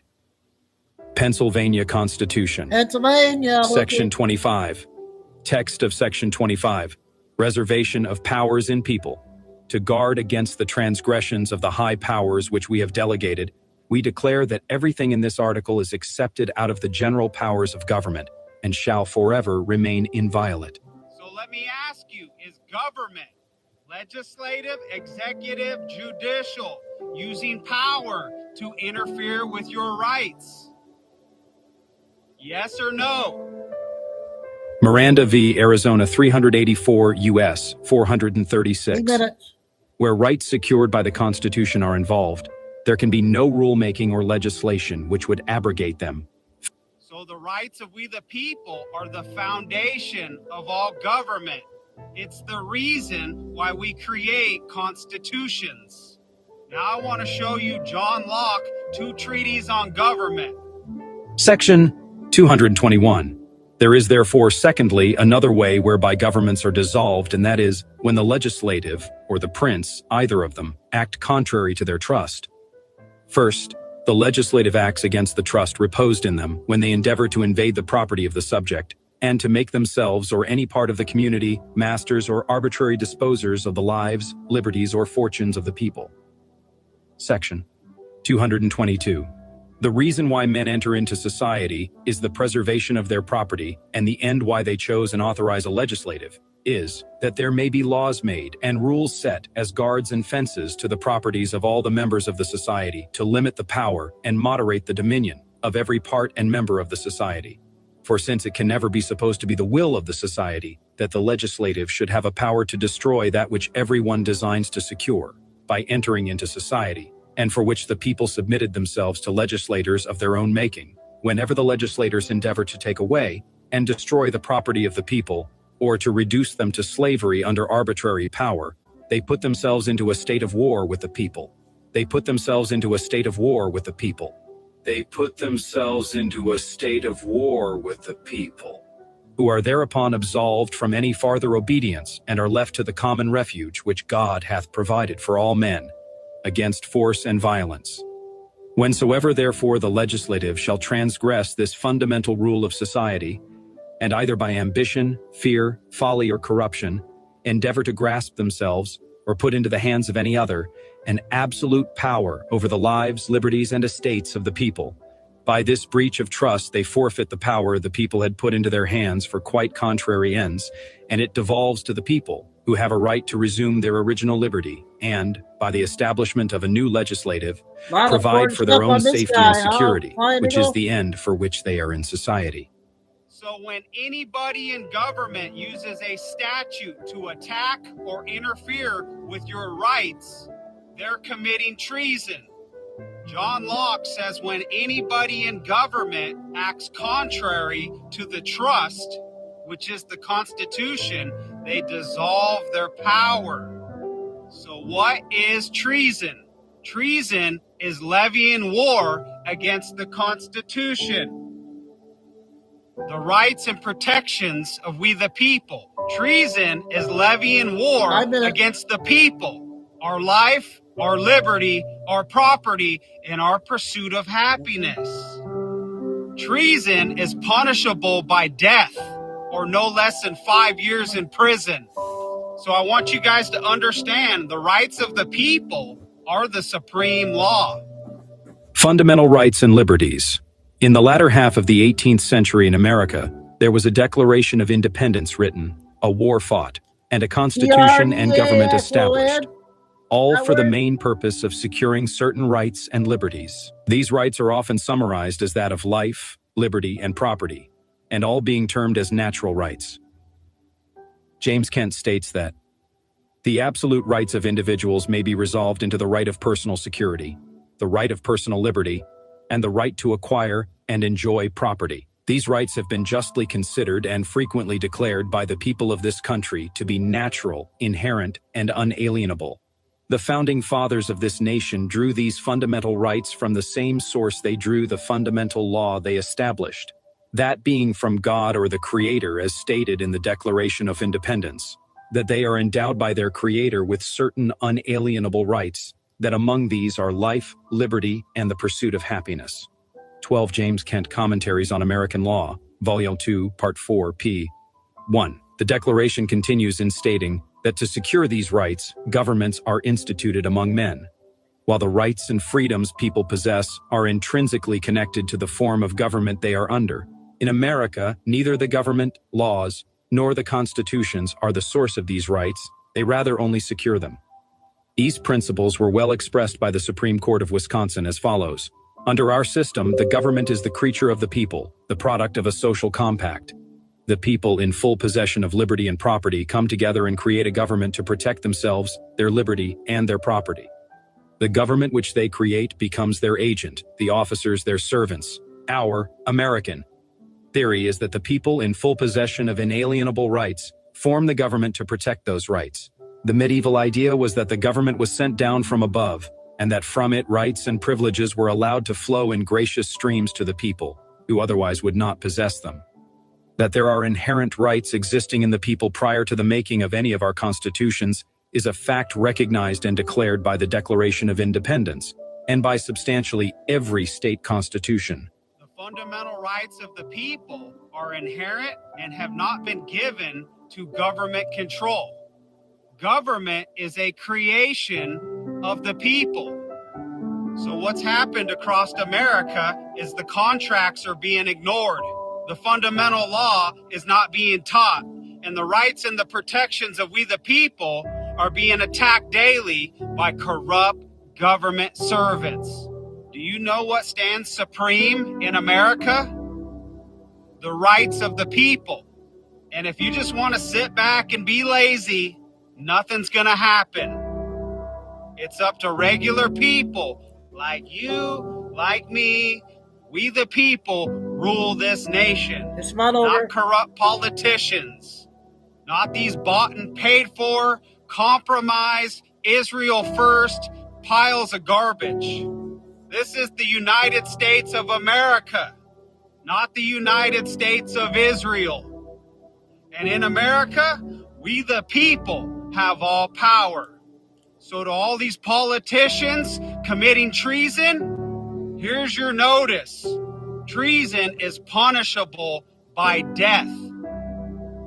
Section 2381 Treason. Whoever, owing allegiance to the United States, levies war against them or adheres to their enemies, giving them aid and comfort within the United States or elsewhere, is guilty of treason and shall suffer death, or shall be imprisoned not less than 5 years and fined under this title but not less than $10,000, and shall be incapable of holding any office under the United States.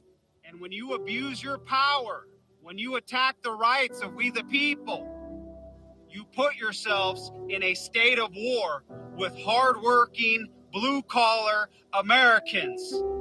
So here's your daily reminder. Repent from politics. Learn the fundamental law, the 51 constitutions, plural. Okay. Well, we learned a lot there on those two good videos, huh, you guys?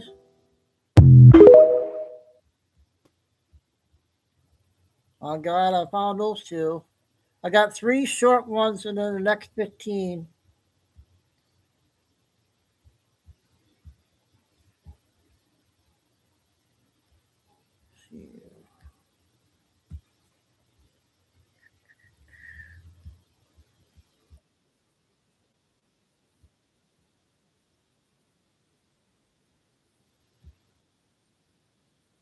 Did I miss one of these?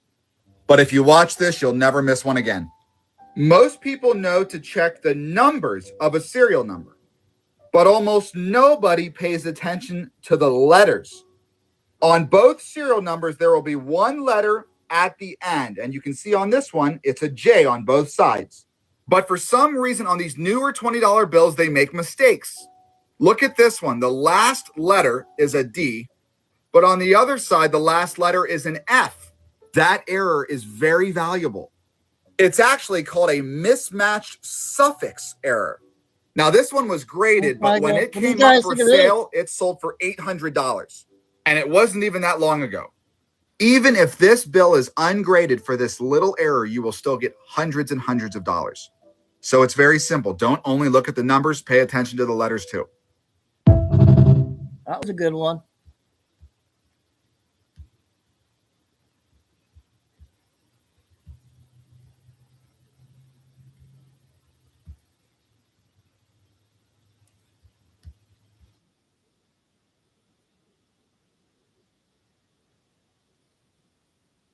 Attorney General Pam Bondi was secretly recording talking to an undercover journalist about the FBI's files on Jeffrey Epstein. On Thursday, James O'Keefe published a video in which Bondi can be seen and heard telling an undercover journalist that the FBI was processing tens of thousands of videos of Epstein with children. She reportedly shared this information with an undercover journalist who claimed to be a nanny during brunch. This causes me to have so many questions. We, the American people, need and deserve answers.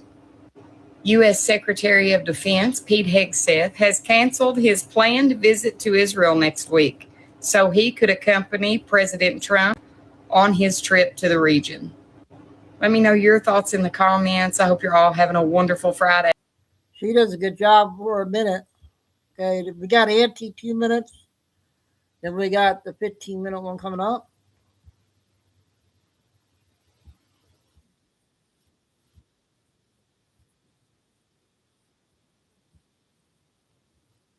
Loud speculating. New book goofing? Let's go. As the entire world is buzzing, they're talking. People are talking about people. People getting the hantavirus or hantavirus, potato, potato. Well, it is all the buzz. After multiple passengers on a cruise ship have notoriously, notably, and historically, what? Either way, they got the hantavirus. And unfortunately, not only have some of them passed away, but it sounds as though multiple have deboarded, have shipped.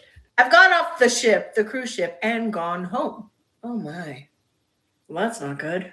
No, that's the stuff that nightmares are made out of. But isn't it interesting when the Spirit speaks? Because the Spirit said yesterday, I didn't listen at that time, but it said, hey, remember? And it nudged me. You might want to look and see in Hebrew what the word hanta means, or hanta. Oh, and I did, and oh my gosh.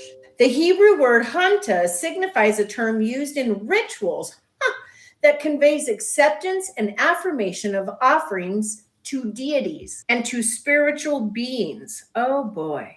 Oh my. In Dharma Shastra, it is interpreted as meaning well, relating to substance in ancient texts. But in Hebrew, the word hanta means that conveys acceptance and affirmation of offerings to deities and spiritual beings. That's odd. No, that is just strange. There's a lot of things that I discover that don't sit well with me.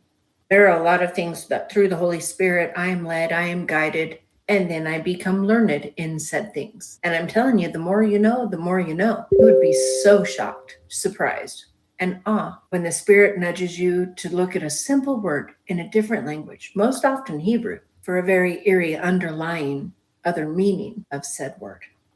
like this. Hantavirus. Acceptance and affirmation of offerings to deities and other spiritual beings. Stop the ride. I want to get off. Oh, no, I don't, because, hey, that's not an invitation, Hantavirus. Not today. Not for me. Not today. All right, anti-update. Hey, we got that one lady, a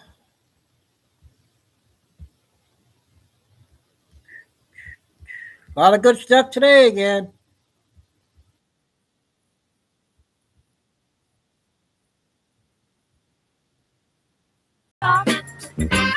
Here's the attitude the Democrat Party started the week with. The White House shouldn't be able to direct the Attorney General to go around prosecuting whoever the president wants prosecuted. We can't overcome the politicization of the criminal justice system, the awesome power of the state. You can't have a situation in which whoever's in charge of the government starts using that to go after their political enemies or reward their friends, right? When I saw this clip, I had to ask, what is he smoking? This is the guy who led the 2016 coup against the duly elected president, Donald Trump. Obama weaponized his Justice Department as the shock troops of the operation. Not only that, he kept that operation running for almost a decade. Now he's confessing he knows the republic can't survive what he did. So why is he smiling? By the end of the week, that smile got wiped off his face, and I'm going to show you why. I'm Barbara Boyd, and I've documented this coup since it began in 2016. It was a British intelligence instigated coup. Today, I'm going to show you the 3 blows that wiped that smile off Barack Obama's face.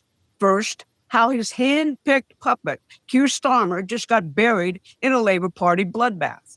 Second, the Virginia Supreme Court bombshell that blew up Obama's most aggressive gerrymander in the country and reset the entire 2026 midterm map.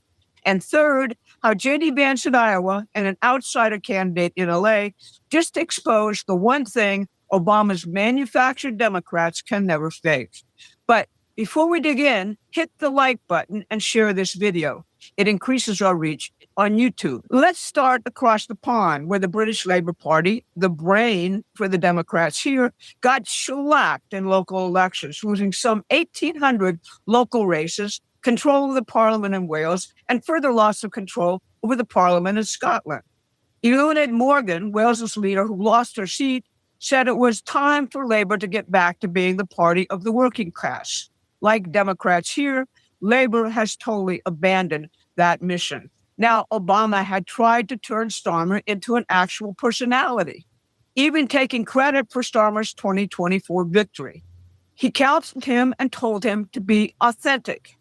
That mentorship produced what British commentator Jonathan Cook called the UK's first totally synthetic, laboratory-grown prime minister.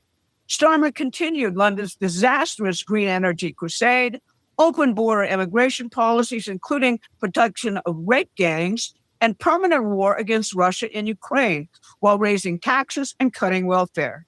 He jailed anti-immigrant protesters for their speech. But most of all, he kept scheming against Trump and Trump's destruction of the rotten globalist order that give people like him and Obama political power. Starmer called the Iran war a violation of international law, initially denying the U.S. use of British bases, the same in-your-face strategy the UK led in sabotaging Trump's quest for peace between Russia and Ukraine.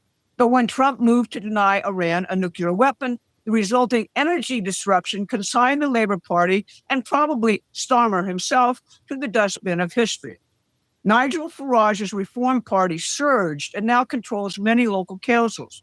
It campaigned on ending open borders and ending net zero, correctly attributing the UK's cost of living increases made even worse by the Iran war to the insane net zero energy policy.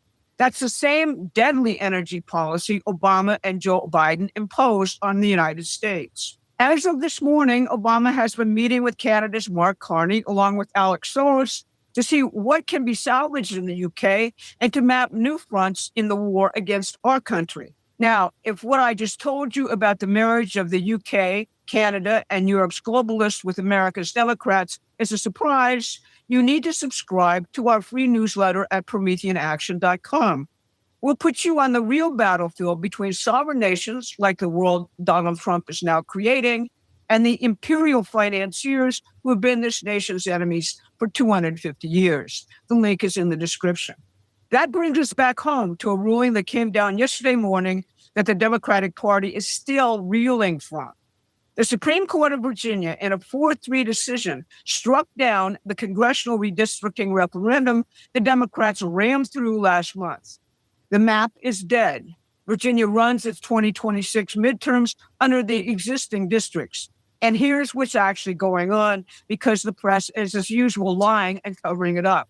After President Trump encouraged Republican-led states like Texas to redraw their maps to reflect the actual electorate, the Democratic Party, under the personal direction of Barack Obama, who has run their redistricting operation for years through his All on the Line group, decided to retaliate. California redrew its maps. Virginia attempted the most aggressive partisan gerrymander in the country, turning a 6-5 Democratic map into a 10-1 Democratic map, wiping out 4 Republican seats in a state Trump nearly lost by 5%. They thought this would win them the House and secure Barack Obama's political future. That's why he was so cocky in the interview we just played. To do it, they bypassed the bipartisan redistricting commission Virginia voters had approved by constitutional amendment in 2020. They rammed a new amendment through the legislature on an illegal fast track and put it on a special ballot in April, spending over $5 million in taxpayer money, with outside groups spending nearly $100 million more. The referendum language was deliberately misleading. It's called it a temporary measure, restoring fairness, when the rigged maps were supposed to guarantee the House in 2026, secure the presidency in 2028, and secure Democratic majorities through the 2030 midterms. Their map 8 or consolidated the districts Trump won, making the whole election Northern Virginia dependent, where Trump lost. The Supreme Court of Virginia threw the whole thing out, laying out in painstaking detail how the Democrats violated the Virginia Constitution by using that illegal fast track. The vote, the court said, had been fatally poisoned. But Obama's redistricting fantasies didn't just blow up here. The Supreme Court's April 29th decision in Louisiana versus Kellyus outlawed race-based gerrymandering nationwide, setting off a redistricting scramble throughout the red state South and calling into question California's map, which was explicitly based on race. And the Kellyus decision laid out why Texas's redistricting was not a political whim of Donald Trump. The redistricting there eliminated racially gerrymandered districts.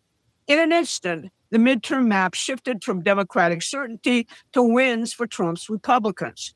That's why Democrats are engaged this Saturday in what George Washington law professor Jonathan Turley aptly called a prolonged primal scream. Because of the Iran war, we've missed big parts of the actual dynamic shaping the midterms.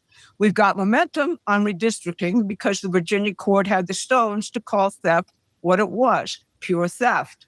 But what about communicating the policies that will actually destroy Obama's insurrection against the republic, the president's policies? The answer isn't more polished messaging, it's real authenticity, not the fake kind. 2 examples this week show you what that looks like.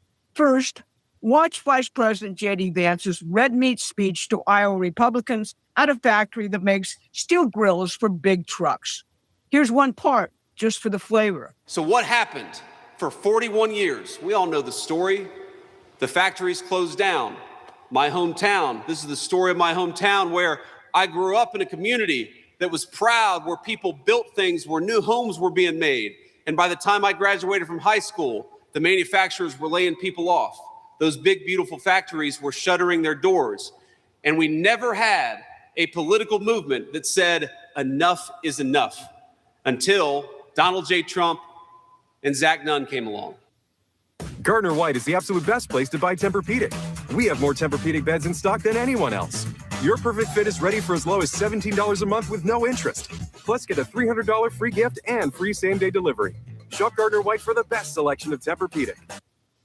Not sure if you saw the news, but Fox News is claiming President Trump is declining in the polls. President Trump responded and said there was all sorts of stuff about national prosecutions of the Democrats' entitlement fraud schemes, barring foreign ownership of farmland, and doing more for our nation's farmers. Listen to the whole speech, and you'll see that. But when Vance reached for the souls of his audience, he did it the way only authentic people can. He talked about the emotions he would encounter if his 6-year-old son later decided to follow him into the military, and what it means to give your life for this country. Here's the last part. And it hit me that every time we lose somebody, every time somebody goes overseas and sacrifices their life, every time that a person gives the ultimate sacrifice to the United States of America, we often read about it as a line on a newspaper or online, but there's a father, and there's a mother, and there's a grandma and aunts and uncles and a whole crew of people who love them the same way that we all love every single member of our family. And you take that love and you set that on one side, and you consider the balance that all of us owe. Because on the other side is we have to meet their sacrifice by carrying something forward that they can't carry forward. We have to make this country worthy of that sacrifice. You remember that movie, Saving Private Ryan? It's one of my favorite movies.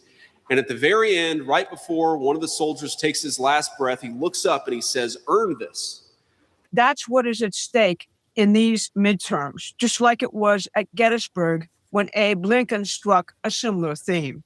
You might have also seen this week the AI videos going viral on social media for the outsider candidate Spencer Pratt in the LA mayor's race. Pratt lost his home in the Pacific Palisades fire and has been waging a relentless campaign on the failure of California's Democratic leadership ever since. A filmmaker named Charles Curran produced an AI-generated ad supporting Pratt. Here's part of how it goes.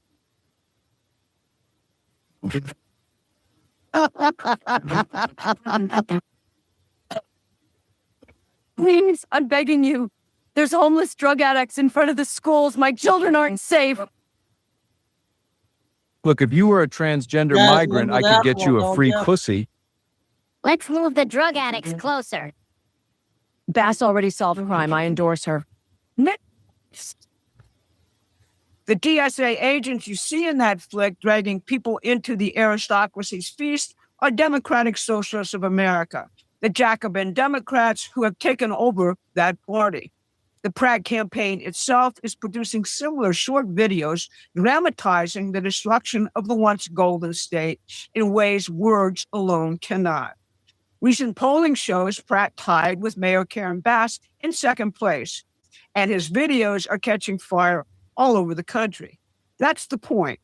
A guy who lost his house in a fire with a filmmaker friend and an AI tool is doing more damage to the LA Democratic machine than $100 million of consultants ever could, because what he's saying is true and people can feel it. That's the asymmetric power of authentic outsider messaging against a manufactured aristocracy. Donald Trump, J.D. Vance, this guy Pratt, authentic, patriotic Americans talking straight to the people in a way manufactured politicians like Obama, Starmer, and the Jacobin Democrats can never do. So here's where we are this Saturday. Across the pond, Obama's hand-picked synthetic prime minister just got buried by working-class British voters who's had enough of green energy fantasies, open borders, and permanent war. Here at home, the Virginia Supreme Court called Obama's gerrymandering operation what it is, theft. And the Louisiana ruling means race-based map rigging is finished as a national strategy. And on the campaign trail, J.D. Vance is talking to Iowans about what it means to give your life for this country, while a guy who lost his house in the Pacific Palisades fire is running circles around the LA Democratic machine with 30-second AI videos. Manufactured politicians lose to truth tellers. Fake social media cyborg gets buried by addressing the realities people face from the heart. That's the lesson of the entire Trump era. And it's why Obama smiles the way he does. He fears his project is done. And the only thing left for him to do is to pretend otherwise. The midterm map just shifted. The British operation is being rolled up. The people are waking up, but we're not there yet. If you want to be on the real battlefield, not the one legacy media or social media cyber shows you, but the actual fight between empire and sovereign nations that has shaped American politics for 250 years, then join us. The battle for the midterms has just been joined, although the doom scrollers and the media will try to convince you to stay out because the country's lost. That's the side war we fight here every single day. We need to expand to win.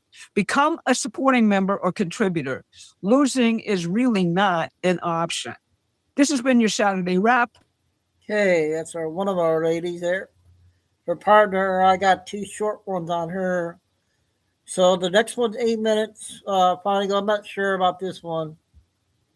So let me know on this one.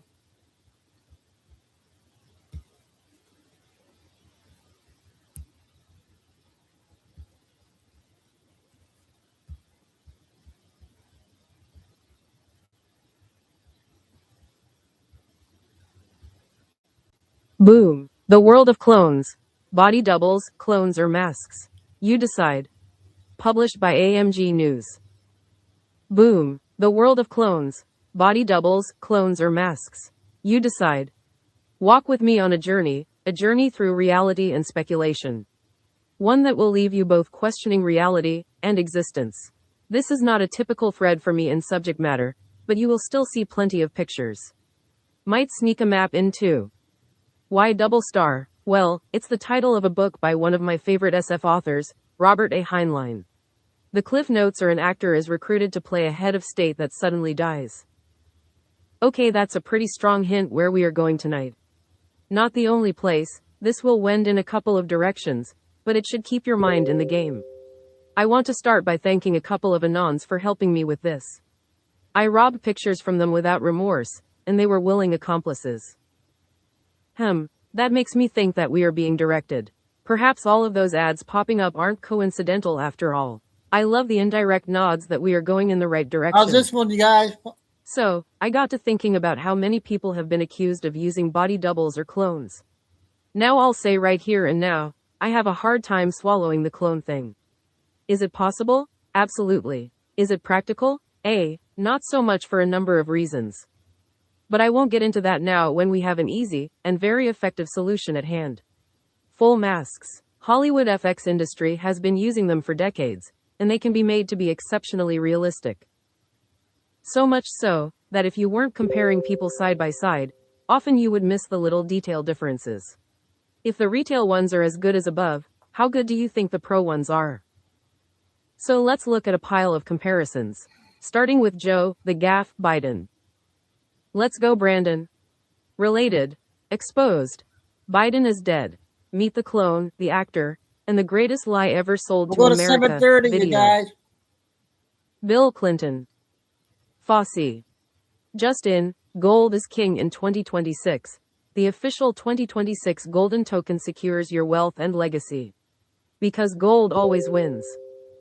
Bill and Melinda Gates. The notorious RBG. Kamala Harris. Hillary. I don't Don think I Lemon. played this before. Lori Mike. What do you Lightfoot. think? A Merkel, Biden, Gates collage. Obama. Pelosi.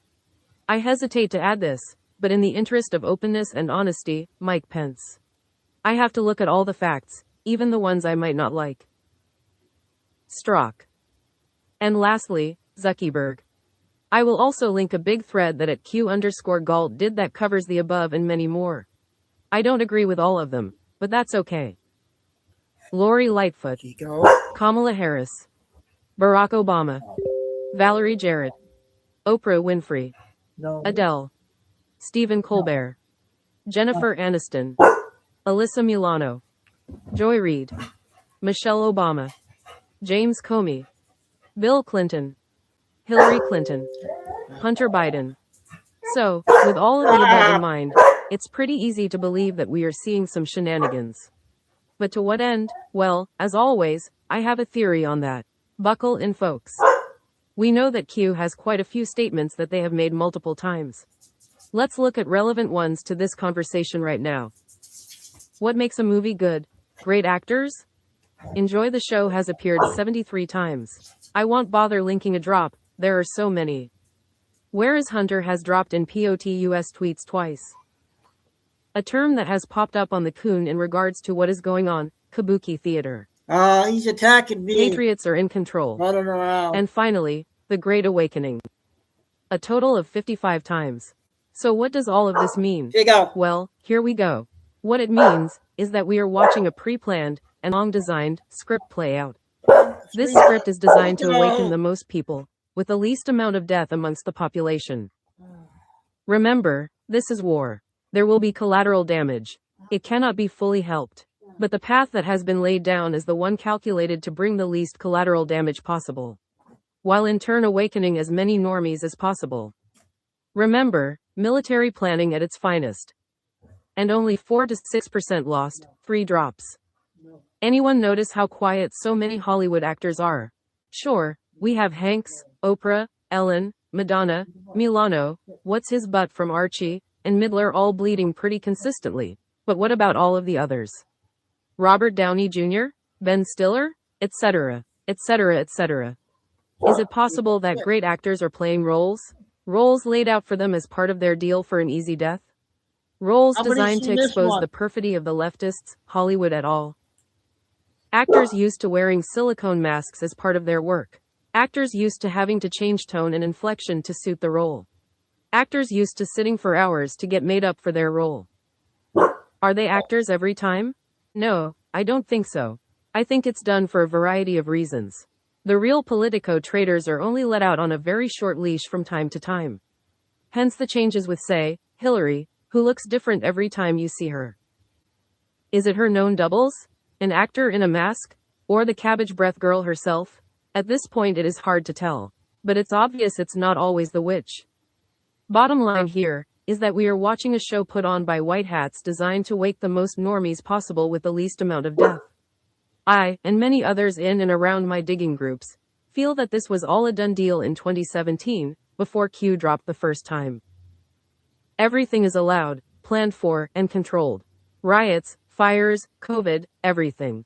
I know that might put a bad taste in some of your mouths, but you have to understand any other way is worse.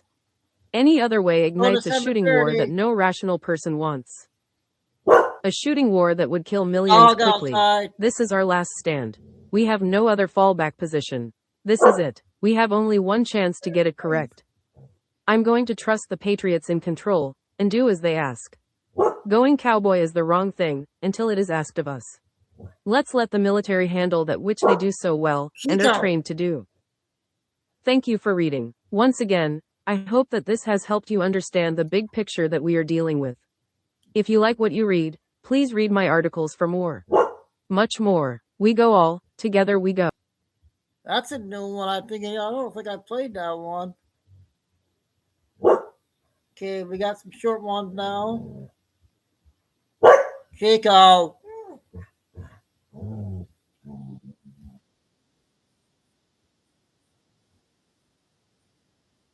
They found about 100 vials of the Hendra virus, the lysovirus, and the hantavirus missing. By now, you probably know what the hantavirus is, so let's go over the other two. The lysovirus is the rabies virus, which causes a fatal neurological disease. And I'm guessing they don't have a vaccine for it because it's almost always fatal.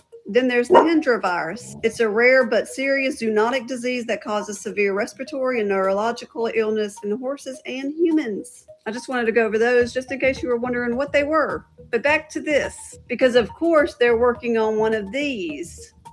That just seems like such perfect timing. And of course, the U.S. health authorities are downplaying this threat because they're letting the people that are from America come back here already. Now, the hantavirus is already on the rise in Argentina, but I want to share something with y'all that is absolutely crazy because they're saying experts from Argentina are going to this city, Ushuaia, to go study to see if this virus came from the rodents there. Get this, they called the city the end of the world. A city called Thanks, Yeshua, like Yeshua, is called the end of the world. Going there to see if the virus originated from there.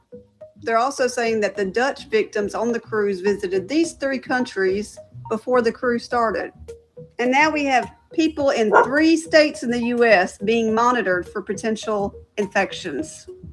Now, just some friendly advice because I never got the last one that happened. I got these at the Dollar Tree for $1.25.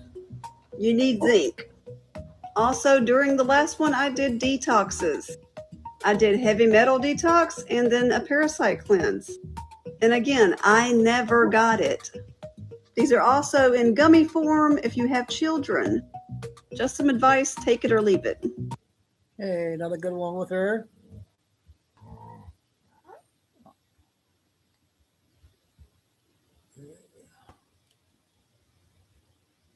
A lot of good stuff today again. So much out there to share, you guys. Let's go with shake out. This might be my favorite one I have done yet, so buckle up. I spent my career at CIA and NSA. I also advised other intelligence agencies. I now have my own corporate intelligence firm. All of these opinions are my own. What we are watching right now is a live playbook of how the elites cover shit up, a Machiavellian cover up. I think the trafficking ring was a vehicle to do what this network does, which is shape and rule the world and many aspects within it. So I'm going to show you the parallels of the Machiavellian playbook and how it's playing out in real time with the Epstein scandal. So for those who are innocent and good and don't know what Machiavellianism is, I'll give you a quick lesson. Machiavellianism is a personality trait that has to do with deception and manipulation, zero regard for morality. It's everyone's a pawn in their game. It's a literal strategy game, and they just want to win. And winning is fulfilling whatever need it is that they need to fulfill. It stemmed from Niccolo Machiavelli, who was a 16th century Italian diplomat who wrote The Prince, who advised politicians and government leaders on how to get power and stay in power. You see a lot of Machiavellianism traits in politicians, and this is why.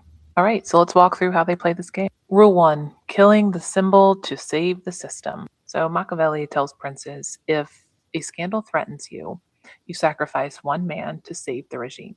In this case, I think it was Epstein. I think he was a middleman in this network, and they sacrificed him when the heat got too much. And that's why his suicide in the prison looked like it did, i.e. no one knows shit about it. Right. The second rule of the playbook is flood the story with noise. So they're focusing the story on this trafficking ring. Epstein and Clinton, Epstein and Trump, files, the list. Like this operation was not set up. Like this wasn't a trafficking operation. It was an intelligence operation, in my opinion. All of the cameras and the rooms of documents, the trafficking was a vehicle to expose weaknesses, but I think there was so much more to it. And instead, they flood the story, focus on the trafficking, focus on, did Trump have something to do with it? Did Clinton turn the left against the right? And try to paint the narrative of these files and this distraction of what they're going to release, which we all know is not going to be anything that people are expecting, because it's not about that. They're flooding the story, and people are so easily manipulated nowadays, especially with social media. Like you see it play out. They gravitate towards one headline and they're like, whew. Another one I'm seeing is admit the minimum and deny the system. So if you look at the statements over and over, you're going to hear, I didn't know what he did in private. I cut ties with him long ago. I didn't really know him that well. Like they are denying the system, and they're focusing on their relationship with him. They're acknowledging the man, but never the mechanism behind it. That leads you to not question who wired that money. How in the world did JP Morgan Chase get away with wiring that much money and allowing it? The pilots, the police, everyone involved. No one's looking at that. Everyone's distracted by people's relationships with the man, the sacrificial lamb. He was always the sacrificial lamb from the beginning, which is why I think Ghislaine was the mastermind behind it all, but that's for video 8. Which brings me to the fourth one. Make examples out of the expendables. Machiavelli says to look tough, you must sacrifice people who can. Welcome to. Okay, the first one on her. Getting down to the finish line here, you guys.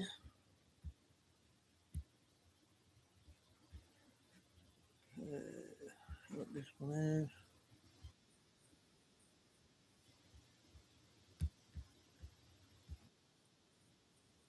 Spent my career at the CIA and NSA and also advised other intelligence agencies. I now have my own corporate intelligence firm. All of these opinions are my own. This analysis is my own for entertainment purposes only. You can find deep dive investigations on my Substack. That link is in my bio. I have also spent weeks developing a Follow the Money toolkit, all of the resources, how-tos to trace politicians, LLCs, nonprofits, whatever you all want. It's in depth. I am very proud of this guide, and that is at the link in my bio as well. If you want to start learning how to do this, I appreciate you all so much. All right, a lot of people have asked, and I have seen it all over my TikTok, about Larry Silverstein and the correlation between the US bank, how we just bought it, and it's all rumors. Actually, they're not even rumors. It's a lie. It's a straight out lie. So many people get on this app with zero background in anything and just take a soundbite and spread it like wildfire because they just want so bad to have a conspiracy. And confirmation bias is real. It's what I teach in my Follow the Money guide. You need to start an investigation with looking at the data, not having something like a hypothesis and then going and trying to find data, because that's confirmation bias. You will always find something to back it up, and it's not healthy and it's not good. And that's what's happening here. The US Tower, I think it's the main tower, is in LA. It is the tallest building west of the Mississippi. Larry Silverstein owned the World Trade Center towers, wasn't there that day, infamously took out terrorism insurance shortly before that. I think people know the story, which is why they're concerned when they hear he just bought it in March. But that's not true. Larry Silverstein bought the US Bank Tower in September of 2020 because a Singaporean company was getting rid of it, and it was valued at $650 million. The Singaporean real estate company that owned it at the time was trying to sell it for $700 million, and because of COVID, well, Silverstein got a great deal at $430 million, meaning it was a great investment. And so he invested in 2023, $60 million to redo the lobby and a lot of the floors, and he wanted to make it a hub and create a better area around this place in LA. The whole March thing everyone is seeing is that he leased an entire floor to a law office. And so, but he owns the building. He didn't lease it. He leased it to a law firm. And it's showing that the investment might have been good. But he owns the entire building, and he has since September 2020. The whole drone and terrorism threat thing, I mean, that's not surprising right now. I do think that one's a false flag. None of them have been confirmed, but whatever. The US Bank Tower has always been a terrorist target. It was right after 9/11 as well, because again, it's the tallest building left of the Mississippi, west of the Mississippi, and it's in LA. So to be honest, I think this one is way blown out. If I were advising the insurance company, I would be like, I'm not sure I wouldn't give him terrorism insurance, especially because it's been a target and because of his past buildings. Personally, I would advise them not to do that, but that's their call. We got a lot of other shit to worry about. Let me know your thoughts. Stay tuned. Okay. One more with her. That's 4 minutes. I can't remember if we played it yesterday. She had a big view on this one. So I can't remember if we played it yesterday.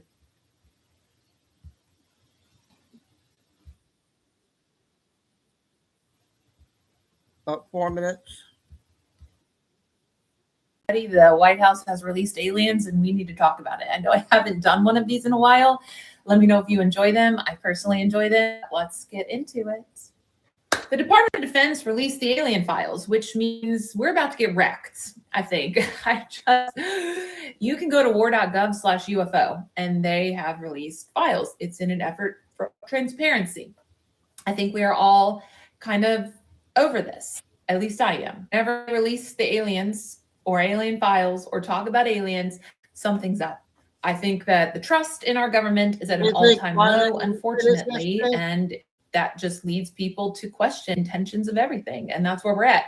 We don't care about alien files. No, we don't care. We want people to be held accountable. We want people who commit fraud against our country, waste our tax dollars, who are in the e-files, want them to be arrested. That's what we want. I'm over aliens. Like, we don't care. They can take me at this point. Bye. That just shows you how bad it is right now. The war in Iran is going really bad. I've said it from the beginning. When 1 or 2 ships were sitting out there, I was like, we don't have a strategy. We don't have a strategy. This is very apparent.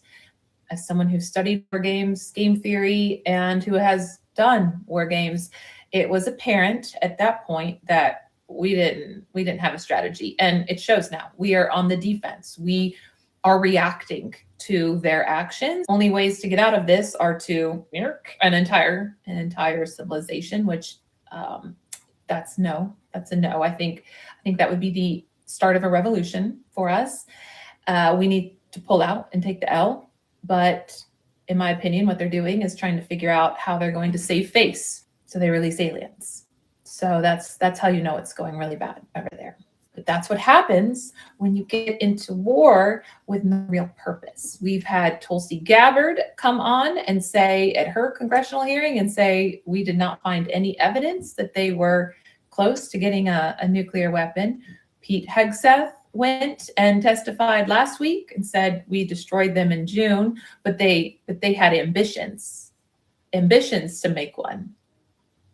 Well, we don't go to war over ambitions. So for all of the people who were in my comments months ago when I said that we had no strategy and that it was going to be another Iraq 2.0 and that we don't do well in the Middle East, yeah, I took a lot of heat for that, but I'm just saying I'm right. So the Senate has decided that they're going to investigate Jared Kushner finally. He was sitting there negotiating foreign policy for us while making billions of dollars in Middle East deals. He wasn't negotiating for the betterment of America or Americans. He was negotiating for Qatar and the UAE and the people that hold his billions of dollars in contracts. And you will never convince me otherwise. Jared Kushner also was supposed to submit his financial disclosures because of the role that he is playing, and he never did. There was another trade on April 21st, so I think we're at 5 now. Every time Trump flip-flops back and forth, somebody makes a trade. Those trades are done internationally, and they are done through crypto. You can trace crypto addresses. So if they are really looking into it, then they should be able to find it. But 90% of the staff, the organization who looks into this stuff, they were fired. So it's going to be a little tough. Nancy Guthrie she just fell off the radar. She's still missing though. Like, WTF. Kash Patel's panicking because there is a leak in the FBI, he thinks, and so he's making everyone get polygraphed. That doesn't scream, I'm guilty. You know who we didn't make it polygraphed? Dan Bongino. I didn't know that. Dan Bongino and 2 other senior officials, when they came into the FBI, they didn't have to get polygraphed. As somebody who's been through a full scope polygraph, was crying, admitting to all kinds of weird things, I'd never even gotten a speeding ticket. To this day, I don't even know if I have. Yeah, you're going to let Dan Bongino off the hook? Get the fuck out of here. They've been shady since day one. Anyway, that is your Unhinged News update. Okay, sorry if I replayed that one again, but it's important to play it again. It's good. 4 more videos, you guys. I got 4 more. They're all short ones.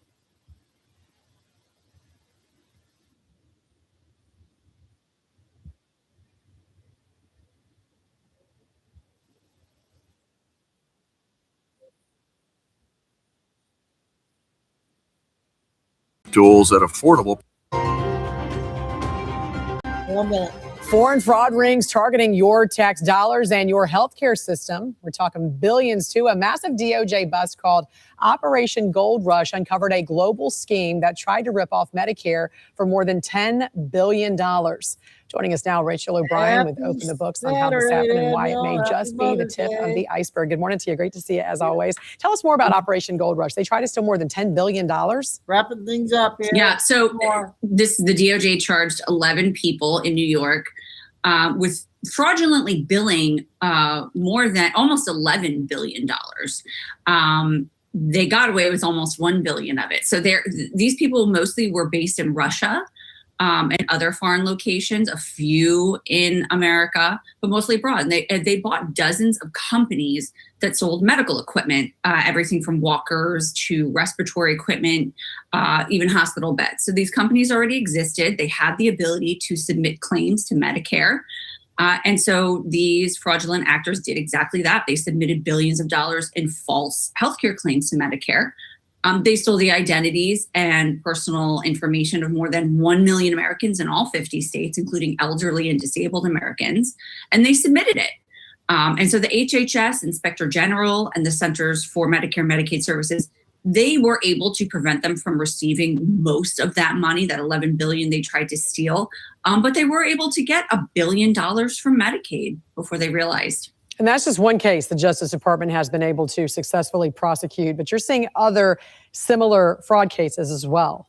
Yeah, I mean, even if you just look at what the DOJ has been able to do, they have this national healthcare fraud takedown, essentially, this very wide sort of going after people. They got 324 people that they charged with crimes, including medical professionals, 96 doctors, nurse practitioners, pharmacists, other licensed medical professionals, again, all participating in healthcare fraud schemes.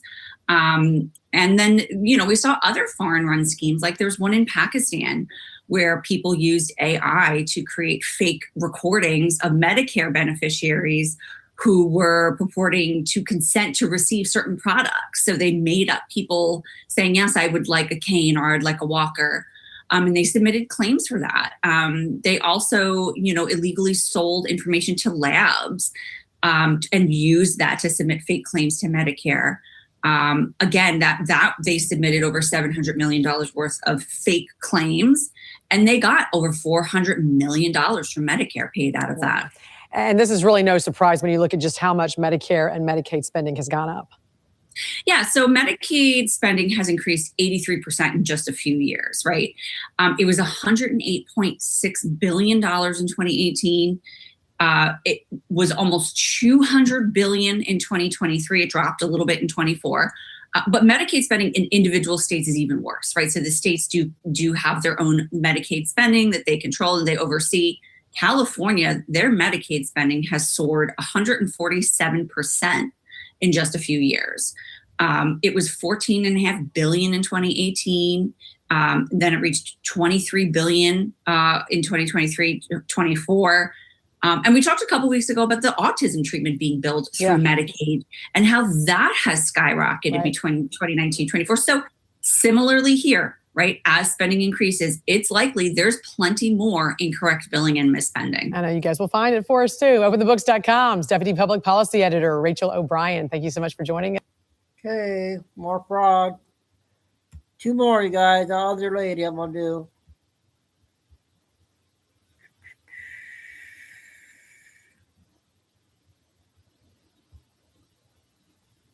Uh,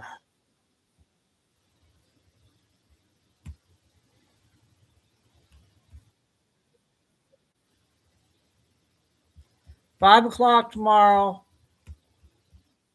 This is Mother's Day. Boot camp. Apparently, the people infected with TDS were out there having May Day protests, protesting Donald Trump and the horrible things that he's doing, which is really kind of ironic because May Day, of course, is supposed to celebrate workers, working class people, International Working Man's Day. And this administration and this president is doing more for workers and working people than anybody we've seen probably in a half a century. And I'm going to go through that a little bit in a minute, just in terms of some of the latest data that the administration is putting out. Again, as we often stress in these boot camps, we know that you can't go out and just slap people over the face with a whole bunch of numbers and say, look how good it is, because people do have lived experiences. And obviously with the price of gasoline right now and the fact that bringing down prices in areas like meat, hamburger, and other areas is not something where you just snap your fingers and it happens overnight. So there's a lived experience out there where people may not be all that impressed when you show them some of these numbers right off the bat. The reason that we do this in many of our boot camps is so that you, the organizers, do have under your belt the knowledge and the understanding of just how transformative this revolution is. And then, as we always do in these discussions, work with each other to figure out what are the most effective ways to bring people into this new world. I last night had the opportunity to attend a very interesting event. It was a two-part event in Oakland County. The second part was a debate among our governor's candidates, which was certainly useful in terms of being able to get the lay of the land and make decisions in terms of who you think might actually be a fighter and so on. But it was an unusual debate because the first part of it was a panel discussion. It was held in an aerospace manufacturing facility in Michigan. And there was a panel of 4 people who represented manufacturers. And what really permeated the discussion, which I found quite uplifting, was this sense of the future. The word that they kept using was vision. It's so important that people begin to have a vision of the United States becoming a manufacturing superpower, and that it is beginning to happen. Again, it's not in the lived experience of a lot of the people that we're talking to, but it certainly is in some people's experience. This facility provides parts. The owner said, I don't think there's anything that goes into space that we don't, it's a machine tool place, that we don't produce something that has to do with it going into space. They have big banners on the side of the walls showing the different space projects that they're involved in. One is the Starship that they've made parts for and so on. But what was really exciting is the owner of the facility says, the room that we're in right now, and it was a warehouse and there were some big machine tools off on the side. He said, the room that we're in right now was empty a year ago. And now it is fully functioning. And frankly, one of the biggest problems that all of the speakers addressed is the lack of skilled labor, the urgent need to bring people back into this productive sector. I thought it was extremely important because I think they did effectively communicate this question of we're going someplace new. We're once again pushing the frontiers. And I thought what was interesting is they all acknowledged that the tariffs are difficult, not because of the tariffs per se, but because of the uncertainty. You just had the Supreme Court overthrow one set of tools that the administration was using, so now they have to go back to the drawing board and use different kinds of executive orders and different kinds of tools. So they were honestly reflective of the fact that it's difficult to do things, especially when you're thinking of long-term investment, when you're dealing with these kinds of uncertainties. Yet they understood how important it was that we were recalibrating our economy. So I wanted to report that because it demonstrated to me that when you can get across to people just how real this transformation is, and again, draw them into this new world, I think we're going to get a very different response. So what I want to briefly do is just give people another snapshot. Welcome, everybody. Today is May Day. This is the night. Wait a minute. I think we played that one, I think. She just said May Day. I think we played that one. See here.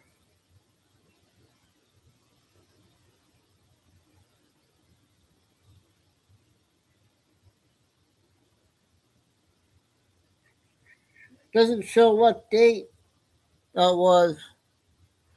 We're going to wrap everything up. We had a good show tonight. A lot of good stuff that I got out tonight. So, everybody, a lot of thanks. Okay, Fine Eagle, Carol, Tim, Lucy. Everybody have a good Mother's Day tomorrow. Sad for me, but I'll be all right. But we'll be on at 5 tomorrow. Hopefully all afternoon everybody will be busy, so we'll go 5. So stay safe, stay strong, keep the faith. Or God bless. Remember, please hit the like. Stay safe, stay strong, keep the faith. Never give up. Signing off. Chico Noon for Saturday, and anything breaks, so come on. Have a good rest of the weekend, and see you tomorrow.